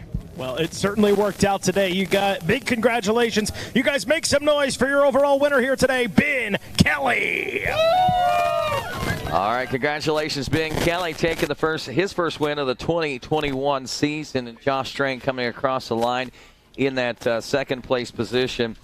Doing a little bit of the math there for him on his points right now. As we said, a second, this race, a third from the last race yields him 46 points. So he and Ben Kelly are tied in this one, only a couple of points behind Grant Baylor, who was able to maintain the points lead with that fourth place finish down there. So interesting look and start to this championship season like this already. And, you know, though we've had tight championships before, but it's exciting to me to see 3 guys like this and 4 guys. Well, there's probably more than that when we start looking at the totals, but how close they are after 2 rounds of racing, and that's only going to give these guys more and more incentive to fight harder and harder and harder. And speaking of fighting harder, the freight train himself, Josh Strang, fought very, very hard. He's with Mikey Waynes now. Pointing me in the mud holes. Down here with Josh Strang, man. Josh, fantastic ride. So far, great start to the season, putting yourself in a good position here in 2021. Yeah, it was good, man. This track, like, I rode it actually Friday afternoon and Saturday morning, and I was like, man, this track is actually really fun. I think I rode past Johnny G and said, man, I wish I was riding an ATV this weekend. And I rode the track yesterday afternoon after those boys were done, and it was just tore up. So it was already gnarly, and I knew it didn't matter how many bikes we had today, it was going to be bad. So this place always is difficult, and you just have to pace yourself. The sand whips are so big, and you can time a section, and then you get out of rhythm and get squirrely. So you really just have to take your time and just kind of ride through this race and just be consistent. And that was it. I think I tipped over once all day, and yeah, so second place is pretty good. That's an understatement to me, Josh. I think we've heard you say it in the past down here in Florida. This one's about survival. You come here, you try to do the best you can, you move on to Georgia. So what's the mindset for Josh Strang moving into round 3 in a week? Yeah, this place is difficult. There's a lot of top guys now that come down to Florida for the entire winter to ride this stuff. And to be competitive with those guys, I mean, they've been down here, like I said, all winter. So to get a second place, and there's been a bunch of them down here, I'm happy with that. You know, this one's still so early in the year. Maybe if it was towards the end of the year, I would spend more time down here in the sand. But this one, you just have to make sure and just feel comfortable in the sand. And I've always enjoyed riding the sand. Maybe not always the fastest guy, but I enjoy riding it. And yeah, we've got a short week. Real short week. The older I get, the shorter it gets. So we'll have to spend a lot of time recovering this week, and maybe try and get a day of riding in the clay before next weekend. And let's hope the conditions are good. I haven't seen any forecasts yet or anything, but man, Big Buck was tough on me. That place was gnarly. I think everyone can agree. And Georgia is normally real ruddy and rough as well. So let's see how it goes. All right, there you go, Josh. Congratulations, man. We'll see you in a week. Yeah. Yep, congratulations to the freight train, Josh Strang. Man, I tell you, man, it pays off once again for him today. Yeah, and you heard it. He said it in his own words right there. He said, hey, man, I don't train in this. I'm not used to it. He said, so to be competitive with these guys that have been down here all winter riding, you know, just a few miles from here, man, that's Ben Kelly making a statement with the win, but Josh Strang making kind of a quiet statement with that second place finish, saying, hey, I came to your back and got some solid points today. Oh, yeah, he did. Yes, he most certainly did. And we'll see what happens here in a week or so. But Josh Strang seems like he's going to be the thorn in everybody's side. Stu Baylor made that statement. I've made that statement. You've made that statement. We all know the potential of what the 114 can bring to us here in this 2021 championship. Yeah, and while Mikey Waynes tries to track down Jordan Ashburn, if we can get him there in the third place, Stu Baylor's another rider we got to mention. Unfortunately, it appears he dropped off our radar there on the last lap. He was running in fourth. He did not come in to the finish even still yet. He still only has 5 laps complete, meaning we're told he has a clutch issue and has DNF'd, which essentially that he said Caleb Russell has wrapped up the race 2 rounds early. Well, unless he can get that thing fixed here in the next couple minutes and get it in for some top 20 points, Stu's going to be 2 rounds in the hole after, which is sickening after the effort that he put in out there today. But what kind of a comeback would that be? It's agreed. But now it's getting to be more like a fairy tale than a relievable story. But you can't ever count your chickens till they hatch. But Stu Baylor definitely in a big hole right now. Rocky Mountain ATVMC leaderboard. The overall results being Kelly, Josh Strang, Jordan Ashburn, Grant Baylor, Josh Toth rounding out the top 5. Ricky Russell in 6th. Your winner of the XC2 Pro class, Jonathan Garrar in 7th. Craig DeLong back up into 2nd in the class, 8th overall. Lane Michael takes 9th. And 3rd in the XC2 Pro class, Michael Witkowski rounds out your top 10. Rocky Mountain ATVMC leaderboard. Wow, so lots of changes there in the last lap and a half or so. And, of course, we saw a great battle in that last couple of laps as well with this guy right here, Jordan Ashburn, who's with Mikey Waynes now. Thanks, Rodney. Yeah, down here, Jordan Ashburn, man, fantastic start to the season. Great race out there today. Snagging the podium finish. How you feeling after Florida? Man, I'm smoked, to be honest with you. But, no, it was a solid day, and I give it my all. And, me and Strang were tight the last couple laps, and ended up going down the last lap and losing him. But, I'm pretty happy with the day. I mean, my bike was great. The team was great. Everybody helping point lines out there. It was a gnarly track. Talk to us a little bit about the mindset this season here in you seem to have a little swagger. You're rocking the number 3 this year. There just seems to be this I don't know, you seem happier, and when you're happy, you seem to ride better out there. Yeah, it's like kind of like I was 3rd overall in this year. Didn't really get much notoriety for it, and I just ready to come out here and put results out. Well, they're certainly happening, man. Congratulations, Jordan Ashburn taking 3rd place today. Oh, man. There you have it, Rodney. He said it. He said, I finished 3rd last year, didn't get much notoriety for it, so I'm out here trying to get the results. So podium, it's funny how that works. 3rd for the year doesn't necessarily get the press that 3rd for the day does. It is nuts how that all works. There's no doubt about that. That's for sure. So pretty interesting way this one all broke down. Great race, no doubt, and one that we expected to be a nail-biter. It's just exactly that, right down to the wire. Still lots of questions probably still be answered, believe it or not. And don't forget, we will be back live again tomorrow on RacerTV.com as we'll be broadcasting from the Ricky Carmichael Amateur Supercross. Be sure to check RacerTV.com for the times and details on that. It looks like it's going to be a great time. Record turnouts over there for that one as well, so looking forward to that. Until then, on behalf of all of us here at Racer TV, my co-host today, Johnny Gallagher, and Mikey Waynes, thanks also to Tyler Shepardson. I'm Rodney Tomlin. Have a great day, everybody.